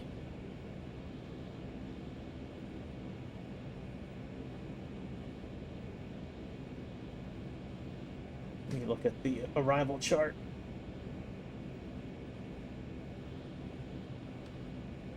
We have BZ908. Let's see if that's down here. It is. All right, BZ908. So let's remove this. Oh, you know, I guess we can leave that waypoint and we can just activate the arrival when we need to. We can always go to... Oh, that's activate approach. Alright, then let's get rid of BZE, I guess. Alright, flight plan. Let's remove... Oh, wait, we can activate the leg.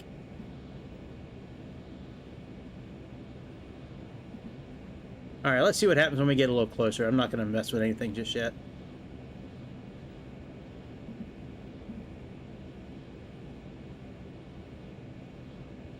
Cozumel, that's where I went on my honeymoon many years ago. That was a pretty fun place to go for a honeymoon.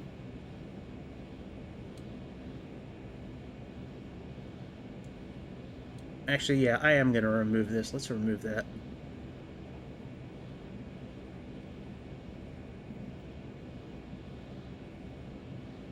Hey, look at this. This is pretty cool. See if it works. Runways.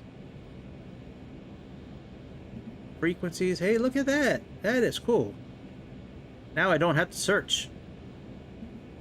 Weather data not available. That's not a surprise that that doesn't work.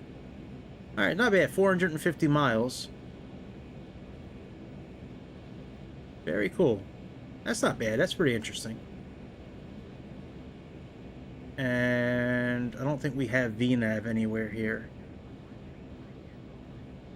So we're going to have to figure out on our own when to descend. 135.1 MTS 372. Goodbye. Havana Center MTS 372. Well, you know what? If it was like the last flight, they'll just let us know when we need to descend.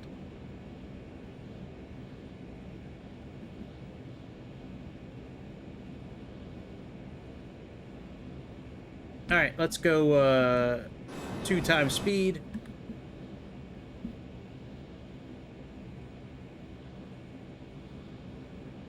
There we go. 2x speed.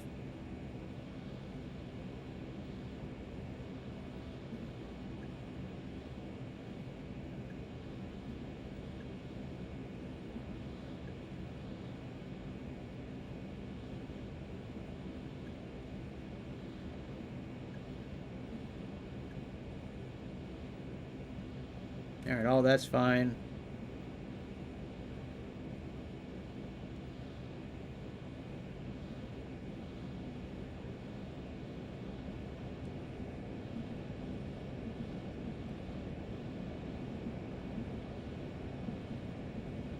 Can I click on this to put the tablet away?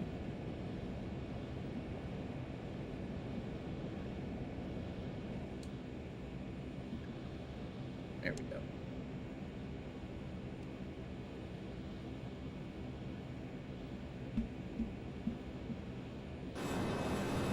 There's Cuba. Did my own Cuba. Good old Cuba.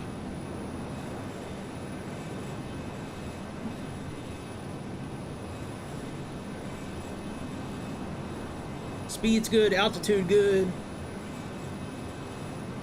My old man Ward on the back, he doing good.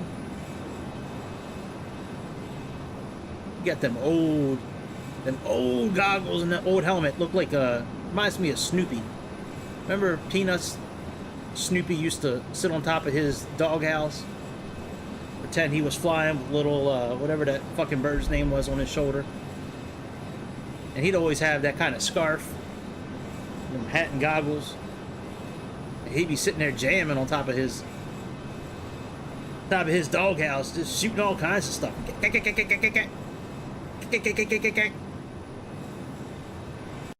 I used to like Peanuts back in the day. I always liked when I was a kid.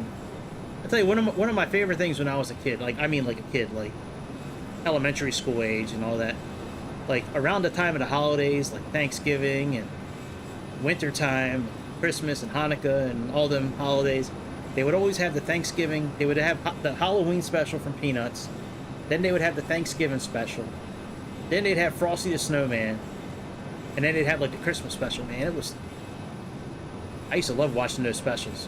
Frosty the Snowman was one of my favorite cartoons when I was growing up. Yeah, Frosty the Snowman and the Halloween, the Big Pumpkin Charlie Brown, or whatever the hell it was called.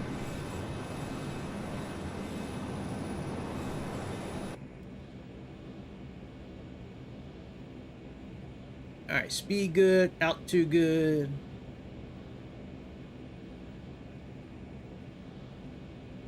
Still in 2x speed. Alright, now according to our flight plan on SimBrief, let me see when we're supposed to start descending here. So they got us at 40,000 feet all the way until we get to UB 76 Anepu. Where's Anepu at? So the flight that I have on SimBrief has airways. We don't have airways.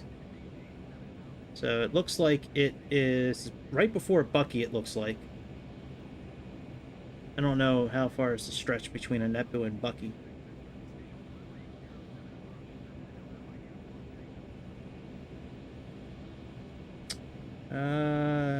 Tamda.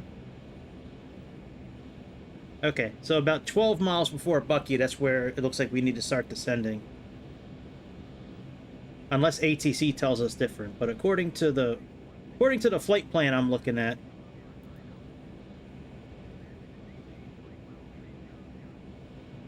yeah, Nepu has us at 20, so we need to be at 20,000 feet by the time we get to Nepu. So 12 miles before Bucky, we need to be at 20,000 feet. So 2, 4, 6. So we need about 70 miles to descend. So about 70 miles before Anepu is what we need to look at. So what's before Nepu? Elson. That's 53 miles. So at Murbu, which we don't have, so I need to keep an eye out on the map. And when we get to... what part of the world is this here? Alright, so when we get near... is that Cancun? Oh no, that's... okay, that's Cozumel. Okay, Cozumel.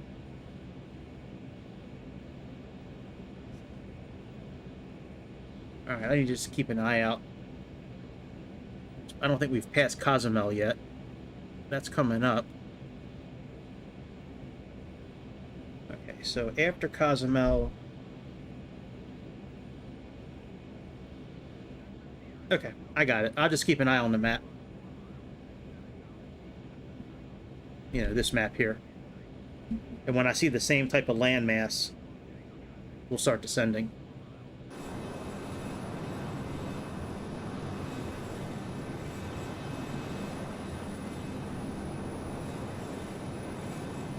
Good day, Havana. Havana Cadaver.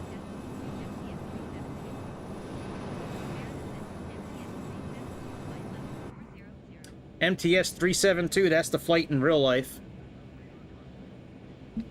that I'm kind of mirroring this off of.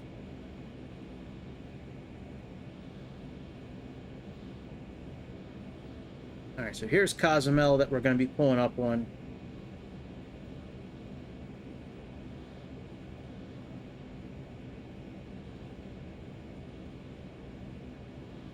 After we pass Cozumel, I'm going to make sure that we have the correct course programmed in. Oh no, you know what? I don't need to worry about that. I can just program that in anytime. We'll check our audio panel, make sure that we have the correct nav frequency in, which it looks like we might actually have it in. Let's see, ILS is... no, we don't. 108.9. That's Ibiza.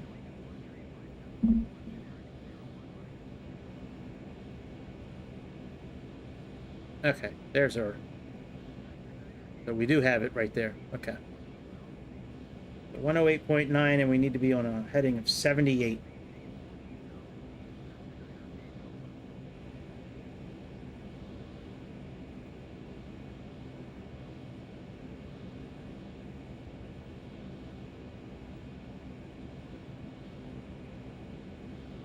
When we get a little closer, I'm gonna turn off the increased speed.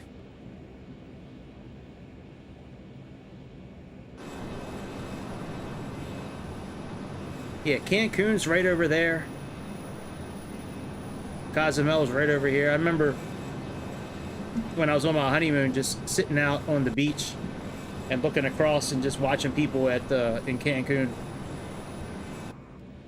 All right, we're at regular speed now. 1,000, 2, 1,000, 3, 1,000, 4. Yep, we are. Yeah, definitely very fun time in Cozumel. I don't know how it is now. It's been almost 20 years since I've been. It's crazy, man. I'm getting so old, man. Jesus, God Almighty. Jesus, God Almighty, I'm getting old.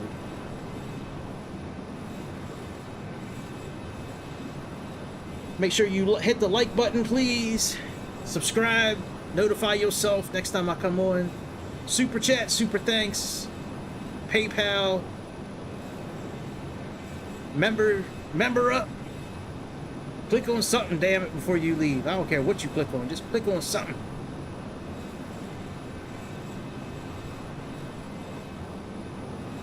I never realized that Learjet has such big fuel tanks on the wings. They are huge.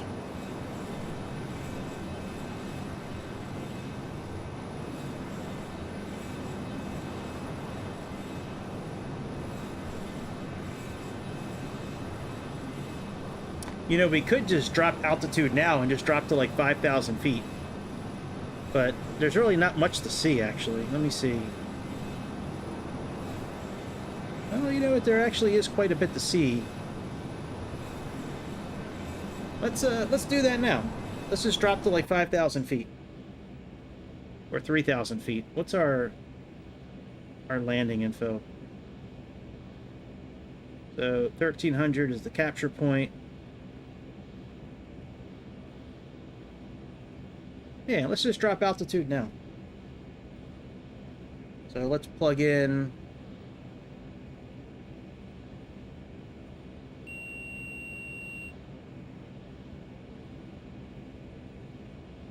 Let's plug in like 3,000 feet. And let's start descending. So let's slow down a bit. Let's put the speed back on. Altitude select and speed. And let's reduce our throttle a bit. I mean, we got up to our altitude okay. Now it's time to get down and... Because the last little bit of our trip, we're going to be flying over like the coast of...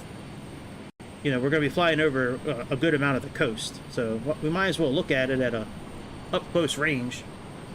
Take advantage of the beauty of the simulator with the satellite imagery and all that shit.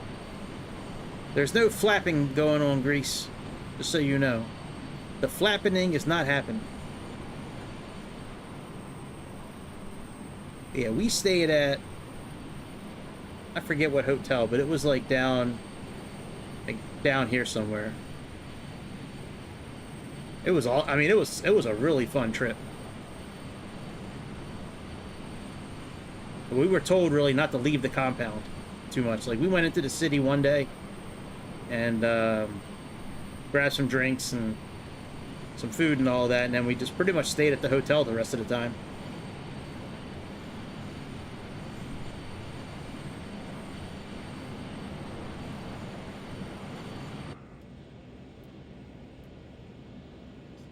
Alright, we're descending pretty nicely.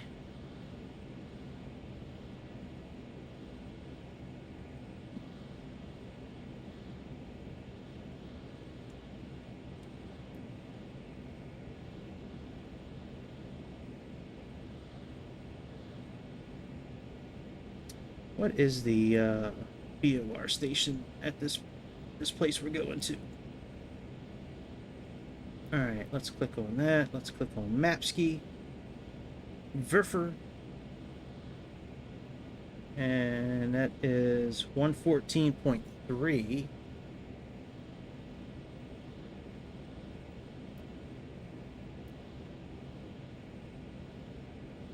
Actually, let's go back.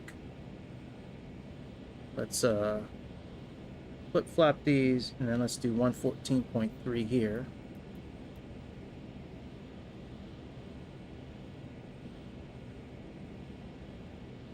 There we go. 180 miles. 179. So that's actually not bad that we descended when we did. I mean, we're not too much early than where we would be, I guess.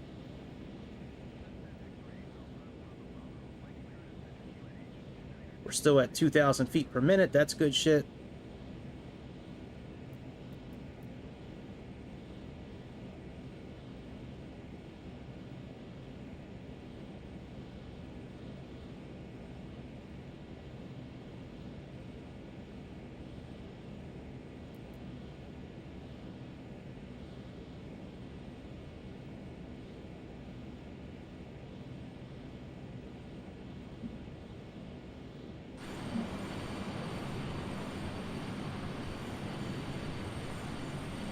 We should be aiming at the coast, which it looks like we are. The coast kind of goes down and out a bit.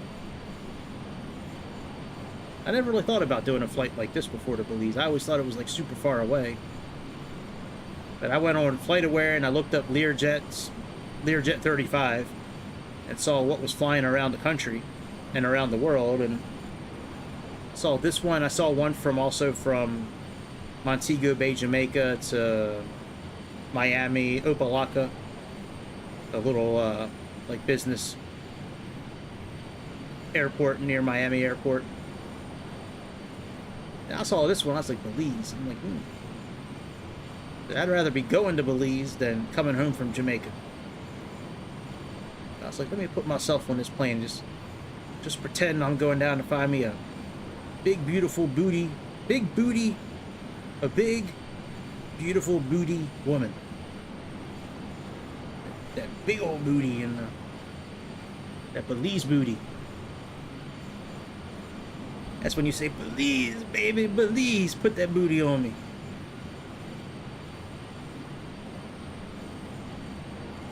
Then let me wear that booty like a hat. Put it right on me.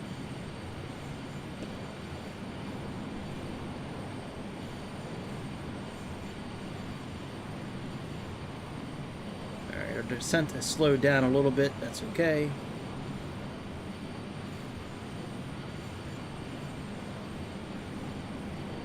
We're doing that little wiggle.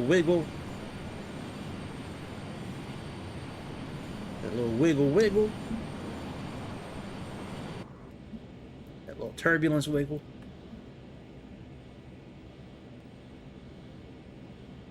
There's really no reason to have the tablet up right now. It doesn't really do anything during the flight. I mean, it's good for wind and pressure and all that, but really, as far as like the flight itself, there's really nothing the tablet you need. I mean, I guess maybe the outside temperature is nice, but you know, we don't need to worry about icing anyways. We're not flying through any clouds.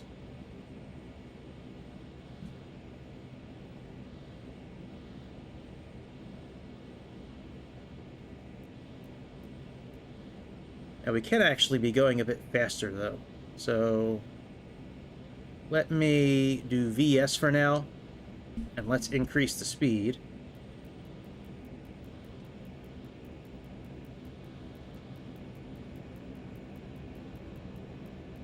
So in this airplane, the way the VS button works, the vertical speed button works, you have to be at a certain pitch. And then when you get to a pitch that you're happy with and you're stabilized, click the VS button, and then you will stay at that pitch.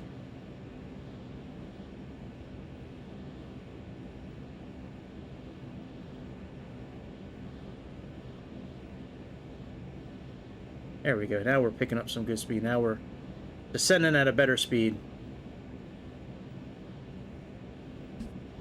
Alright, let's slow down a little bit.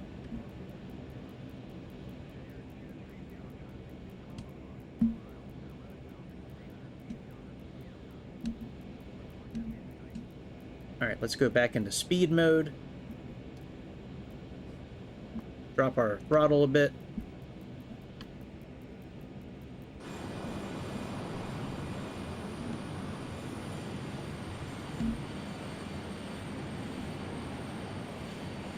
Whoa! That a little too fast.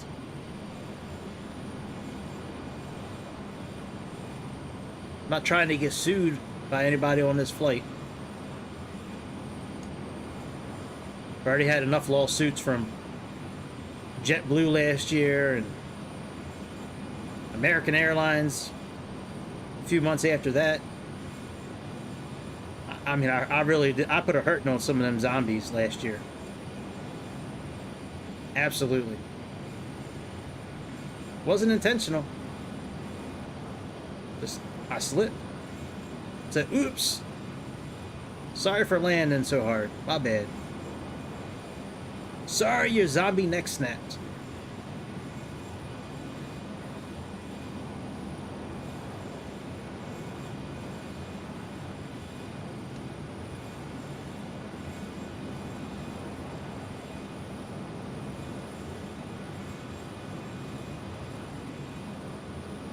Yes, sir.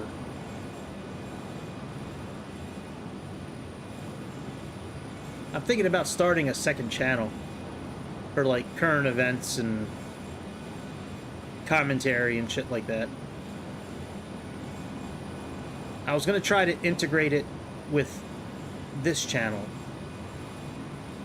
but I've had some people cancel their subscription and membership because I've done a couple videos that have nothing to do with aviation. Why they got so butt sore and upset, who knows? Maybe they didn't like what I was saying about Alec Baldwin or Daryl Brooks.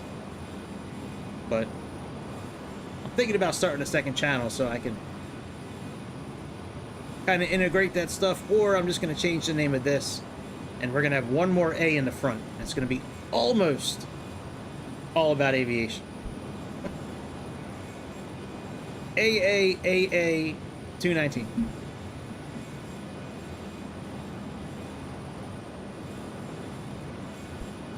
All right, what's our transition altitude in this part of the world? Whoa, 19,500. No shit. We got to get ready to change over. Let's bring our tablet back up. We can get our pressure. All right. Let's see here. Descent.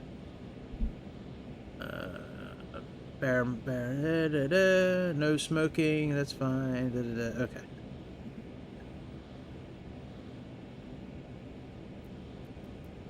$29.89. Let's do that. 29.89.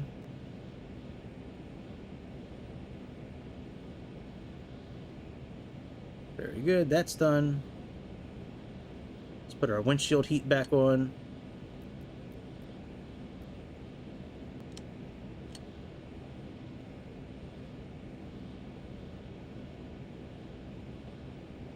When I looked earlier today, it said 10 people have memberships. So, I don't know. I don't know if YouTube is correct or not with what they say to me, because so far they haven't been very easy to deal with. All right, let's pull our speed back a bit because we're. Oh no, we're okay speed-wise. Never mind. But no, last time I looked, it said there was 10 memberships.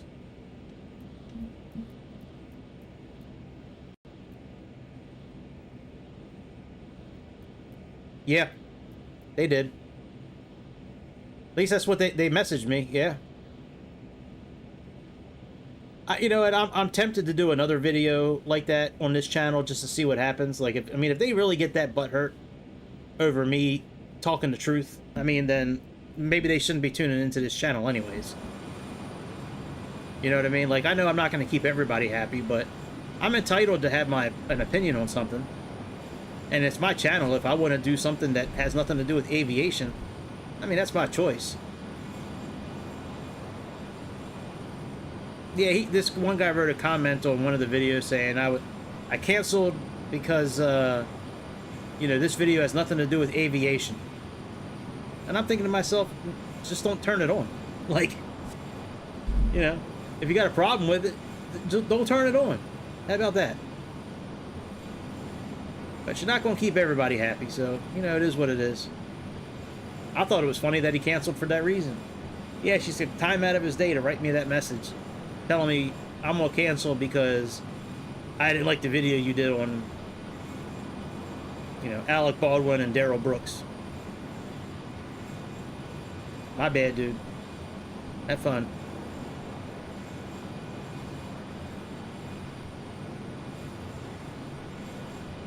So yes, I may change the name of the channel to like almost all about aviation, but I like commenting on current events because there's a lot of people out there that share the same point of view as me.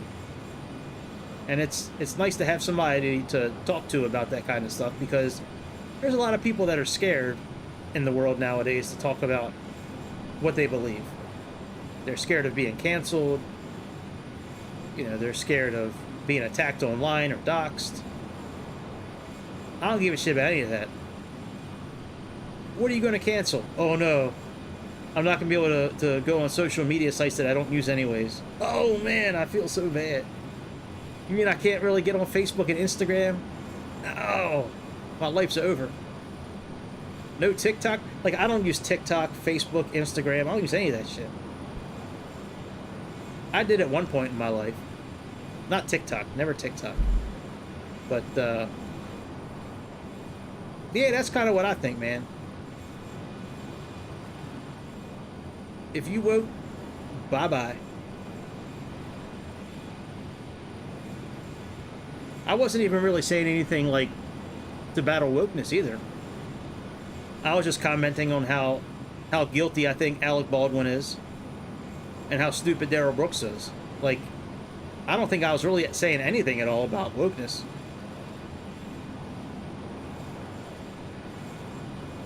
Oh, I don't think so. Well, I mean, they can cancel your accounts, but, like, I don't use those accounts anyways. On YouTube, I kind of watch what I say sometimes, so I don't get flagged again.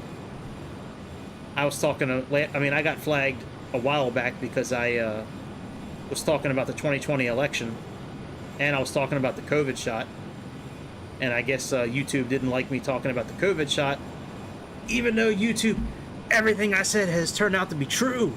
How about that shit? I'm not a crazy conspiracy theorist. I actually do my research.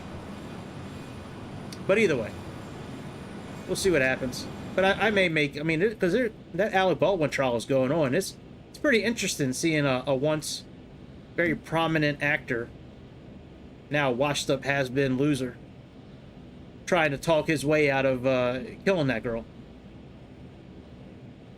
Granted, there was other people involved, but he pulled the trigger. He pointed the gun. He, you know what, as against guns as he says he is, you would have think that dude would have double-checked the gun before he used it. I was just talking about how Alec Baldwin, when he killed that girl on the movie set, he didn't check the gun before he shot it. Somebody wound up putting a live bullet. Oh yeah, I know. This man. Yeah. Not that much about guns. He knows about guns. Oh, he does? Yeah, he's firmly against guns. That's fine. He doesn't know anything about them. Yeah, well, you know, that's no excuse. You still should have checked the gun to make sure there was the bullet, what kind of bullet was in there. He probably didn't check the chamber. He probably didn't know how to check the chamber as well. It was a simple revolver. You could see it. It was an old revolver. It wasn't like a 9 or a Glock. It was an old style 6-shooter. He was filming a Western movie.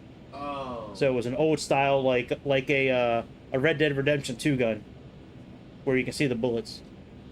I mean, to be fair, it's kind of hard to tell if it's alive or... I know that, but he could have looked. He could have asked. Could have double checked. I'm just saying, but still, he's still the one that pointed the gun and pulled the trigger. I mean, shit. The one of the girls got found guilty for like involuntary manslaughter before Alec. Like, she went to court before Alec. She only got like 1.5 years in prison for killing that girl. Yeah, that shit is crazy.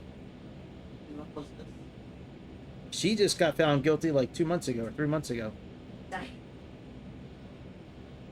Yep, she was the not a set designer, but she was in charge of all the props and everything. So, anyways, you doing all right? All right.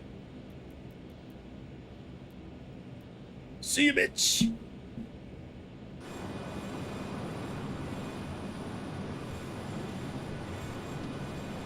Yeah, I don't really know what being canceled means either, dude. Like, there's nothing to cancel me from, really, except for YouTube. But I kind of watch what I say on YouTube now, because I don't want, you know, I don't want my account being canceled, but I don't really care about any of them other places. Alright, MZBZ.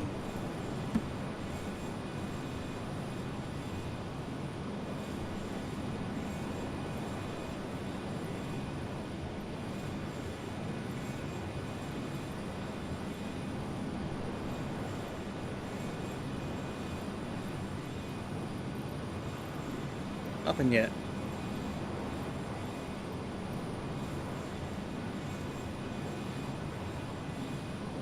Yeah, it's stupid.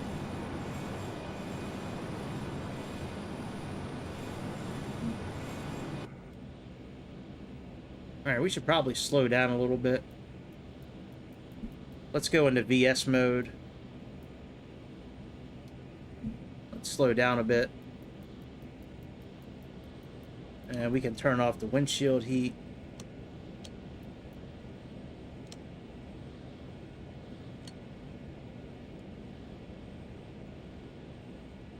Well, I mean, no joke, that stuff is going to happen in the future. If we go the way of all digital currency, the government at that point will have access to be able to do that kind of stuff. They don't like what you wrote on Twitter, they just turn the money off. That's the kind of stuff that these governments that they want to do. Whether they are able to get away with it's a different story, but that's what they want to do. They want to be able to control all that kind of stuff. Alright. We're getting ready to pull up on Bunkie. We may need to activate our arrival.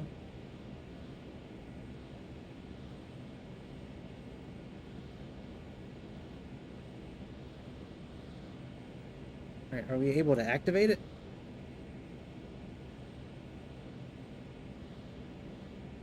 Alright, I guess you have to Bunkie will go there. We may need to fly in manual, like, heading mode for a while.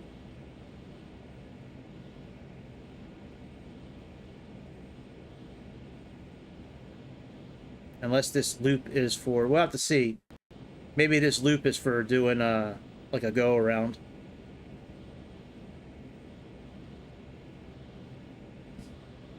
Alright, let's match our heading with our direction at least. Still slowing down.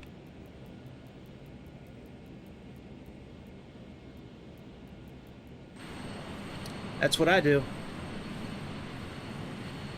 No TikTok, no Twitter. Well, I'll get on Trust Social a little bit, and I get on Twitter a little bit. I don't really ever post anything, but I don't give two shits about. I don't care about Facebook, Instagram, Snapchat, TikTok. I don't care about any of that shit. I'd rather hold a newspaper, I'd rather hold a real book, and I'd rather talk to somebody in person or over the phone. In person is really preferred, but I'll take over the phone if I have to. Yeah, I don't blame you, man. I love going on vacation and not having access to a phone. Those are some of the best vacations I've ever had. Where just, you can look at your phone, but it just don't work. You cannot receive a call. You cannot make a call.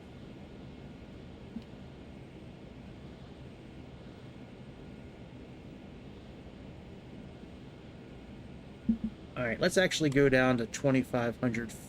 Oh, never mind. We already here. Never mind. I'll say let's go down to 2,500 feet, but we're already here.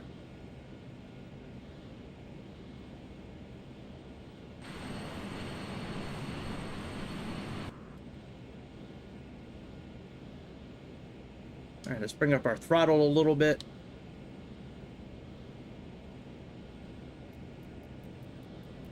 So we don't fall out of the sky. And we also need to adjust our... Oh, bitch! We need to adjust our cabin pressure.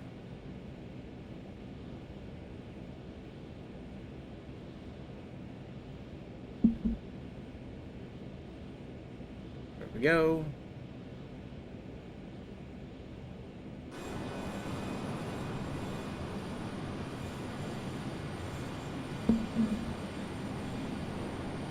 Wow, no electricity still. That's, I don't know if I could deal with that.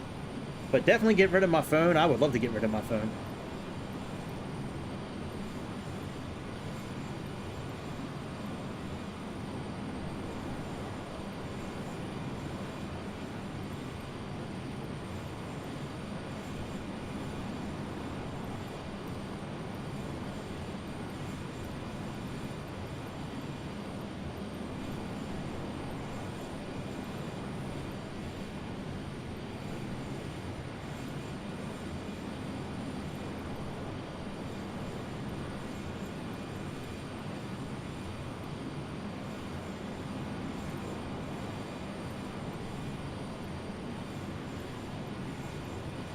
How is our airport not showing up yet?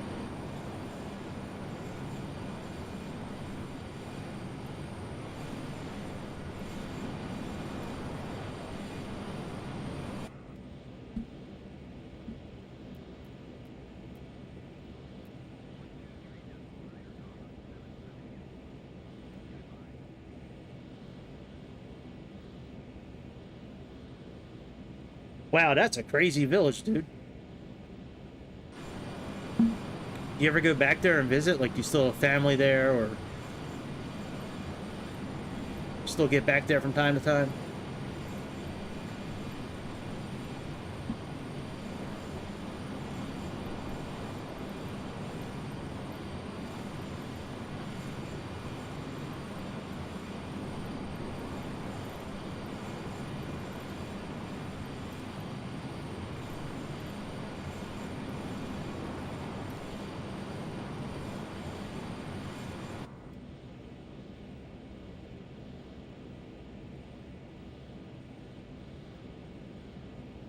Wow, no running water. Maybe you're bullshitting me. No electricity, no running water? I don't know. Maybe you're telling the truth. No, that's crazy. There's still villages out there like that.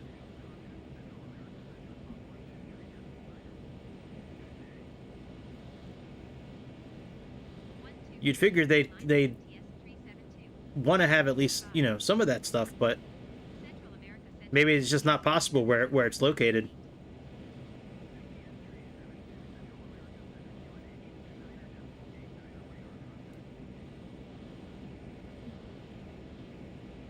It's not a bad way to live, to be honest. Hunting animals and growing your own food. It's definitely a lot healthier than eating all the shit that's out there nowadays. It's more work, but, you know, you learn how to deal with it.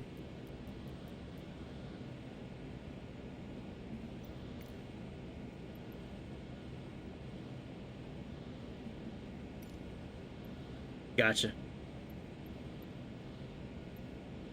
So what does he like? Does he make his own? Does he make his own alcohol? Like, is he out there making Romanian moonshine? Here we go. MZBZ. Tower MTS 372 is 42 miles northeast 3,000 feet with India to land.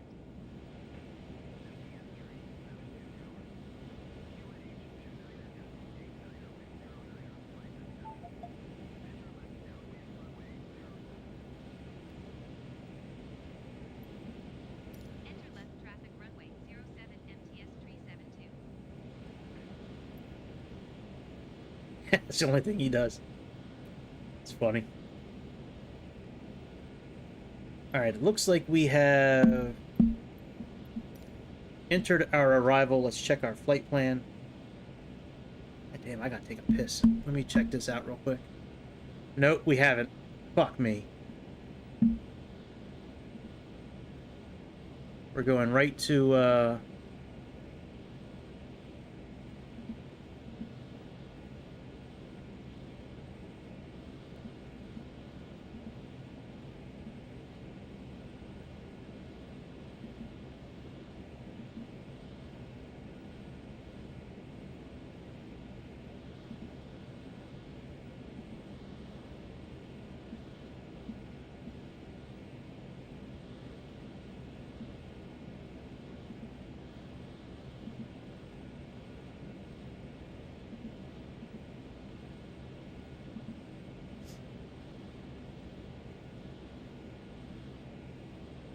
and then from BZ,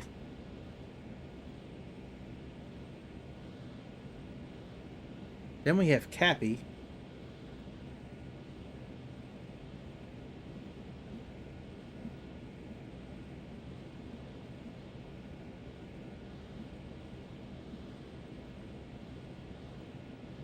Alright, so once we get close to BZ08, we'll go into heading mode.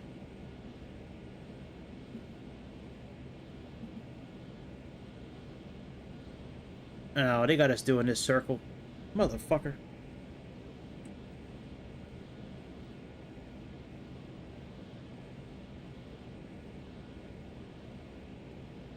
Wow.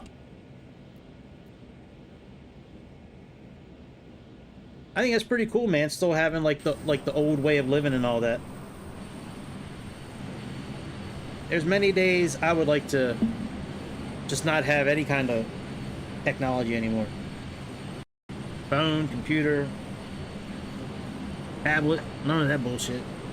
Just get back to hunting, fishing, and fucking.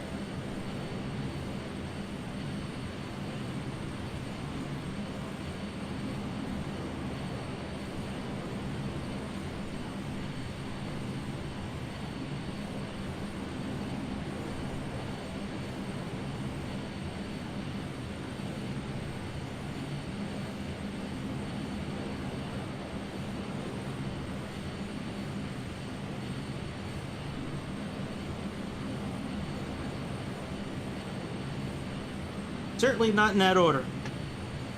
Doesn't have to be in that order, but certainly them three things. Oh yeah, well you probably had an outhouse. I know a lot of those villages they have like a shack you go to.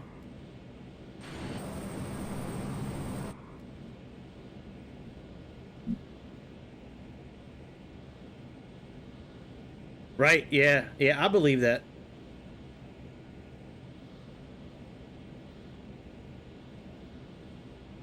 Whoa. Forgot we didn't have auto throttle.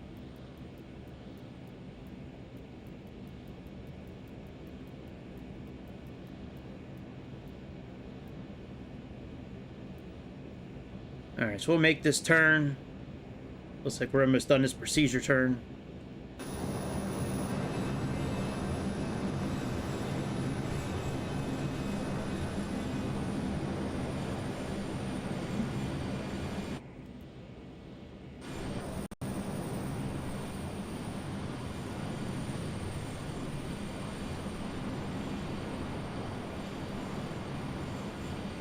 And we'll come in for our landing.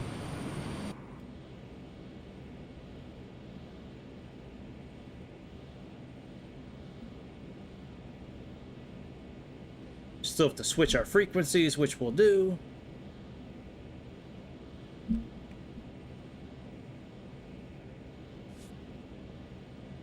And then we'll test out this glide slope feature, see if that works.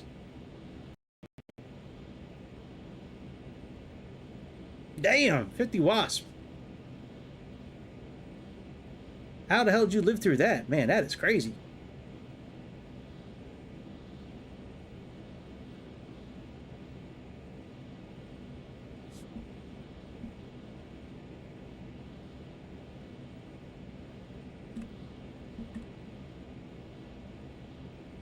Alright, let's go heading mode. And let's arm the navigation. Let's see if it actually does it. Man, 50, I don't know, man. 50 wasp things? That sounds like you pull on my leg on that one, but, I mean, it could be true. That's just a lot of wasps to live through, because they put a pretty good amount of, you know, those stings are potent, dude. Oh yeah, there we go. Okay. It's showing up on our radar here. We're lining up.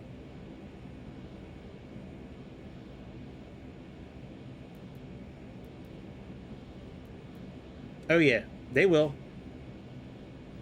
Yeah, they don't like people getting near them, that's for sure.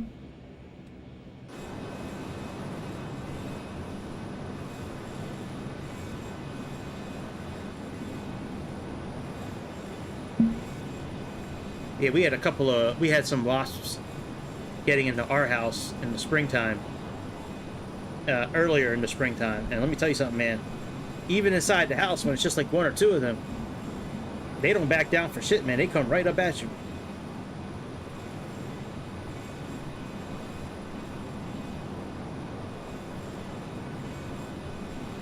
How did we get to 4,000 feet? How the fuck did that happen? Oh, we don't have altitude hold anymore. What the fuck is going on here?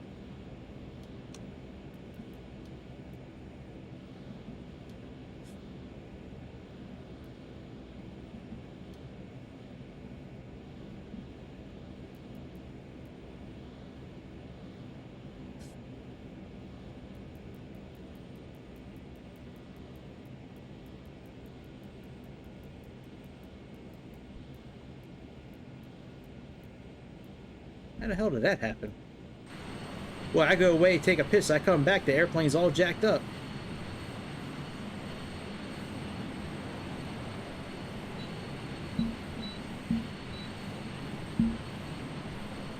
Yeah, my neighbor has an old shed. And these wasps came from that shed. They'd come over to my house, and they found this little crack in the weathering strip of my window, and they were coming in through there in the kitchen. And them dudes were big. They were big wasps. Let me tell you something, man. They were very intimidating to look at. So we wound up sealing up that window. I called an exterminator. They came out and, you know, did their little thing that they do, and that was that. Yeah, no thanks. No thanks. Yeah, I'm sure that's happened before, losing a finger with an axe, that's for sure. That's a hell of a way. That's a clean cut, though, usually. Happens so fast you don't even really know what happens until, like, you look down, you see all this blood and shit. Then it hits you. Like, oh my god. My finger's gone.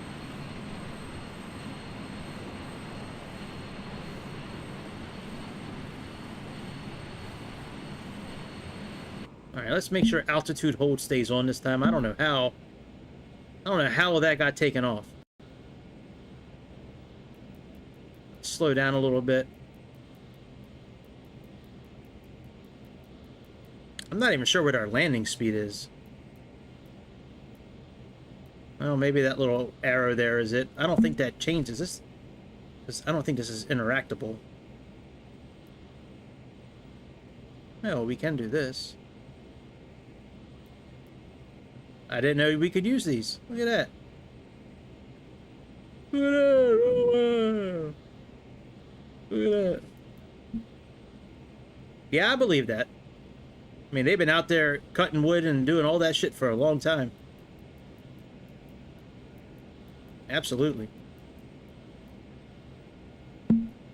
Alright, and then to get the Cappy, we are going to... That's in a heading of 246.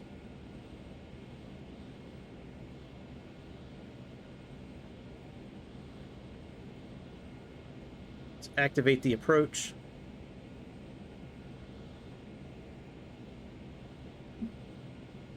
Let's get down to 210.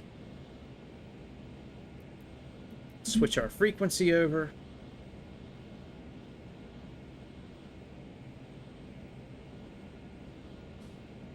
There we go. And according to the chart I'm looking at, 2,500 feet's the capture point. Oh, actually 1,300 is the capture point. Let's get down to about 1,300.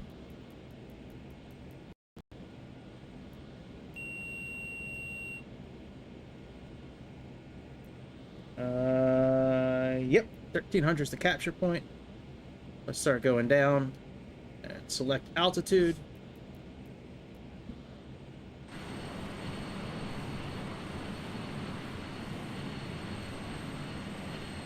We're probably descending early, but it's okay. We'll just treat this like a bush trip where we just fly close to the ground.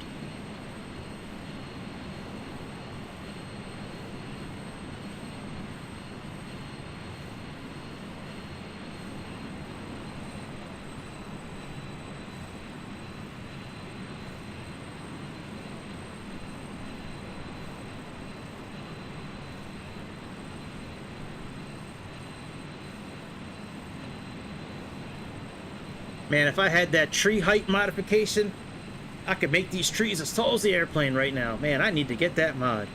Let me get that mod to make the trees taller.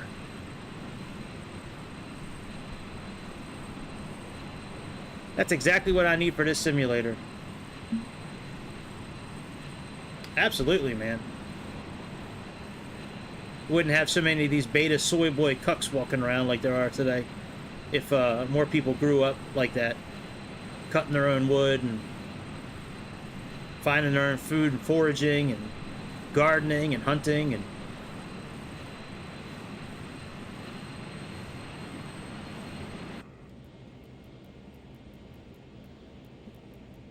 all right, let me pull up let me see if there's anything here about speed for landing.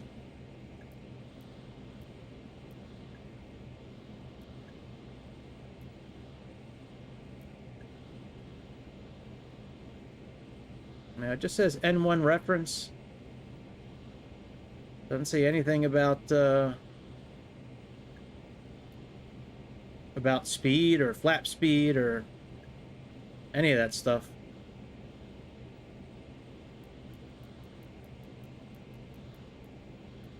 Ignition on.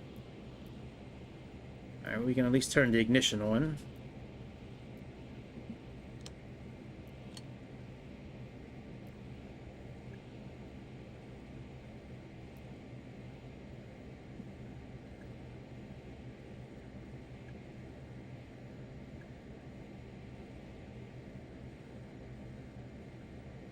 Fuel is balanced. Landing data, all the circuit breakers are in. Disengage the autopilot, flaps, anti-skid. That's fine. All right.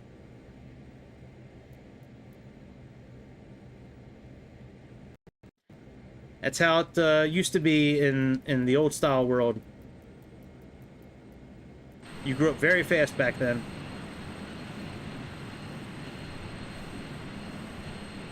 You had no choice. You go to school, you get back from school, you start, you know, cutting wood, you know, fixing something around the house, growing something. Yep.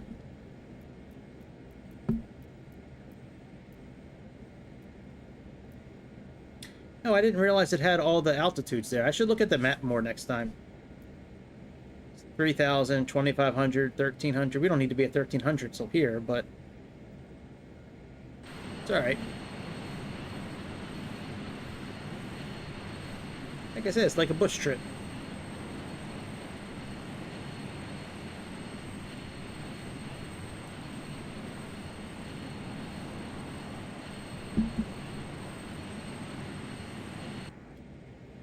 It's our speed, just over, it's under 200. Let's increase it a little bit.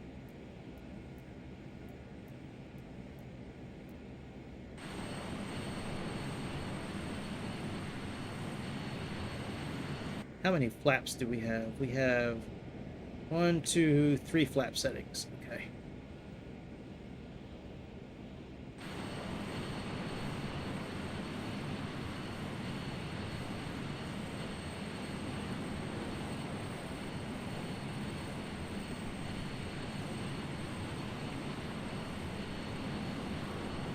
Really? 11 years old? If they saw you now, they'd realize you were no beta.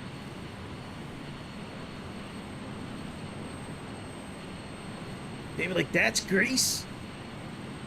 That beta motherfucker from years ago? You no beta anymore. That dude grew up.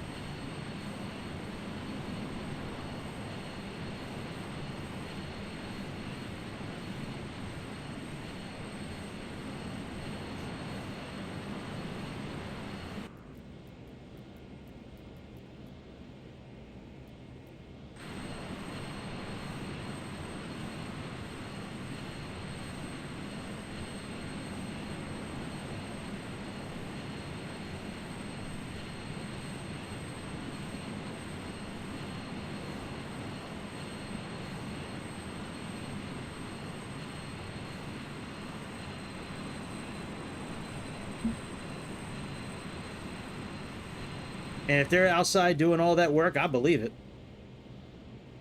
They're outside hunting, fishing, shooting stuff, cutting wood, doing all that. Yeah, they gonna have big hands. And being, I'm sure, they're doing all that labor, all that work. You're just gonna naturally get big.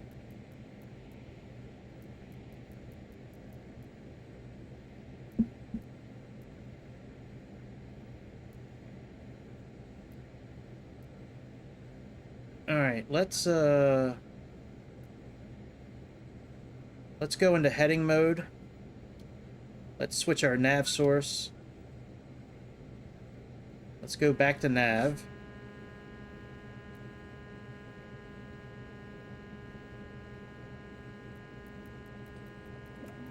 Put some flaps down. Let's activate the glide slope.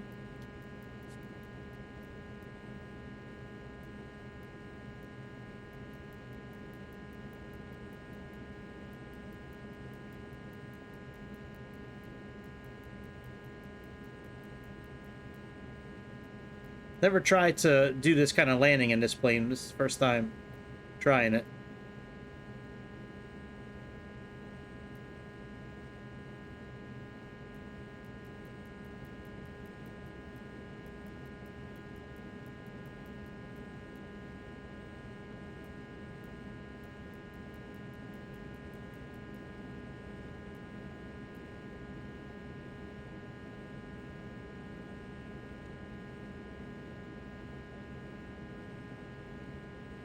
Alright, looks like the localizer is captured.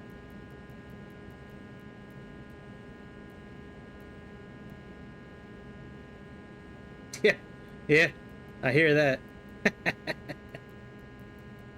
He's like, a what? You mean you actually have to pay to go somewhere to get big?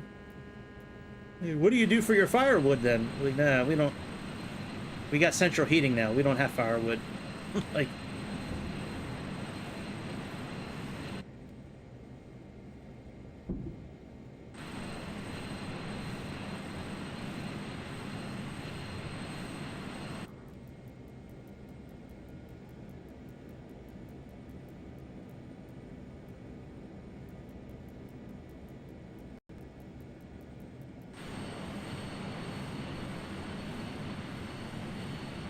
that's funny.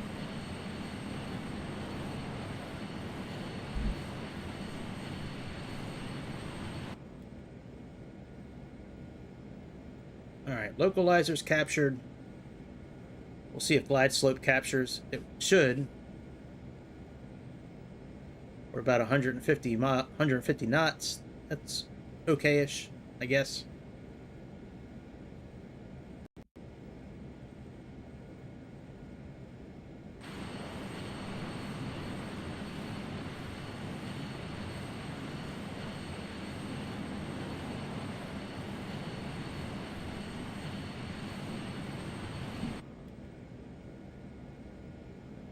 The glide slope should come in around about 4 miles out. We should capture it. At this altitude, we should capture it about 4 miles out. Sounds like it. 200 years behind, absolutely. Yep. Yeah, if you don't have electricity and running water and you're still shitting outside, I mean, absolutely. I mean, most places in Africa don't even have that anymore, I don't think.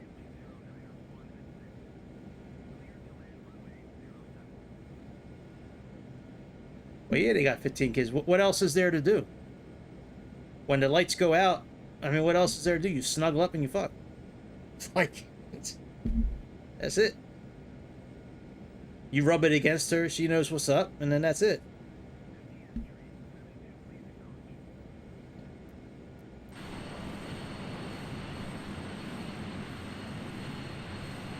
Alright, let's slow down a little bit. Glide slope is captured.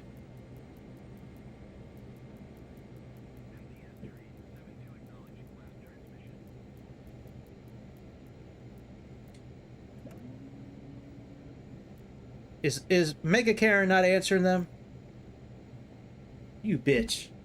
Cleared to land runway 07 MTS 372. You got one job to do on this on this landing. You can't even do that shit.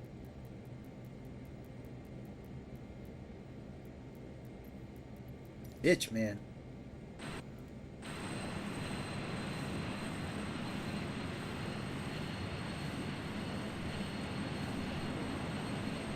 Alright, flaps full.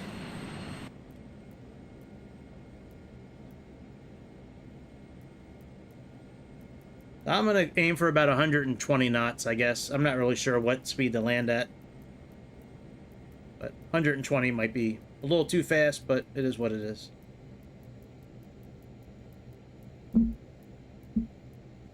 Oh, I believe that. Got them pre-arranged marriages. No, bitch!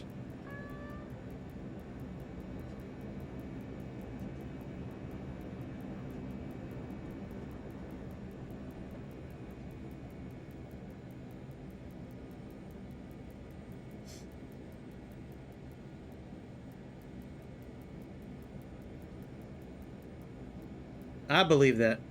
A lot of small villages are like that. Pre-arranged marriages and all that stuff. Alright, well, we just made the video. We just made the Land Super Hard video.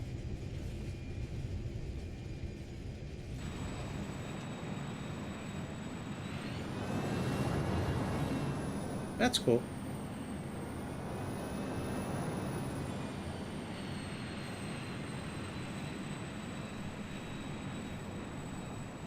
I guess steering's not turned on yet.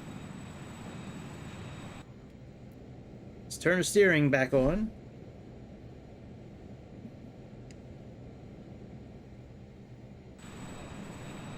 Hey, what up, sir?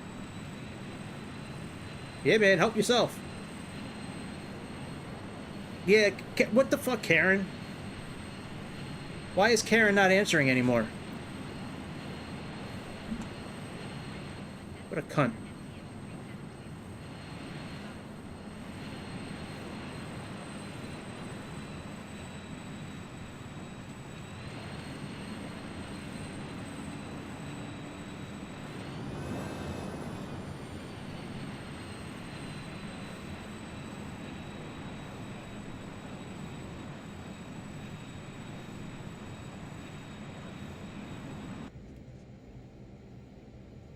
All right, my man Jose, what's up, dude?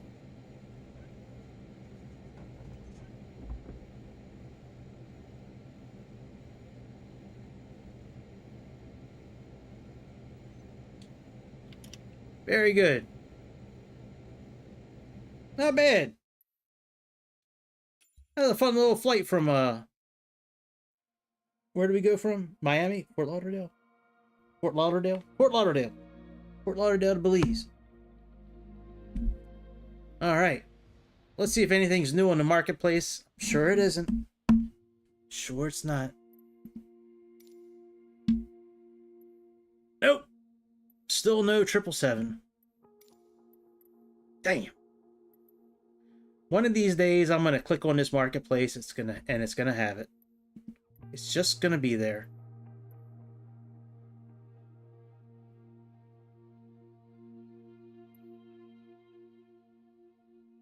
I really want this thing here. This Piper 28. I really want to get that plane. But Just Flight has the 3 and the 4 for the same price. That's like, you know, why spend the money on one when you can get 2?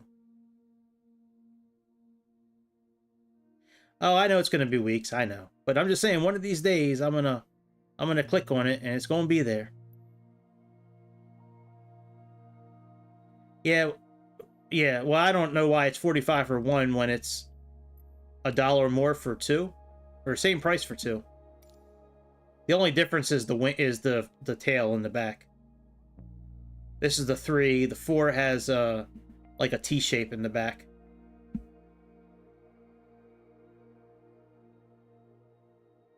So here's the 4. It's got that T shape in the back, but Just Flight does some highly detailed stuff, man. Like if it's it's probably worth it with the stuff you could probably do in this airplane.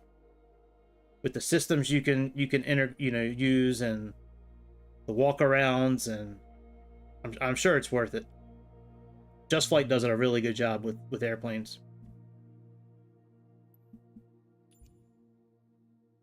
Yeah, it is. But the 3 has got like this, and then the... Well, no, I think they're both Turbo Arrow 3 and... Oh yeah, the Arrow 4 is not turbo, but the Arrow 4 also has the different tail in the back too, so... At least that's what it said down here when I was reading through the description the other day. Oh no, they're both turbos. Turbo Arrow 3, Turbo Arrow 4.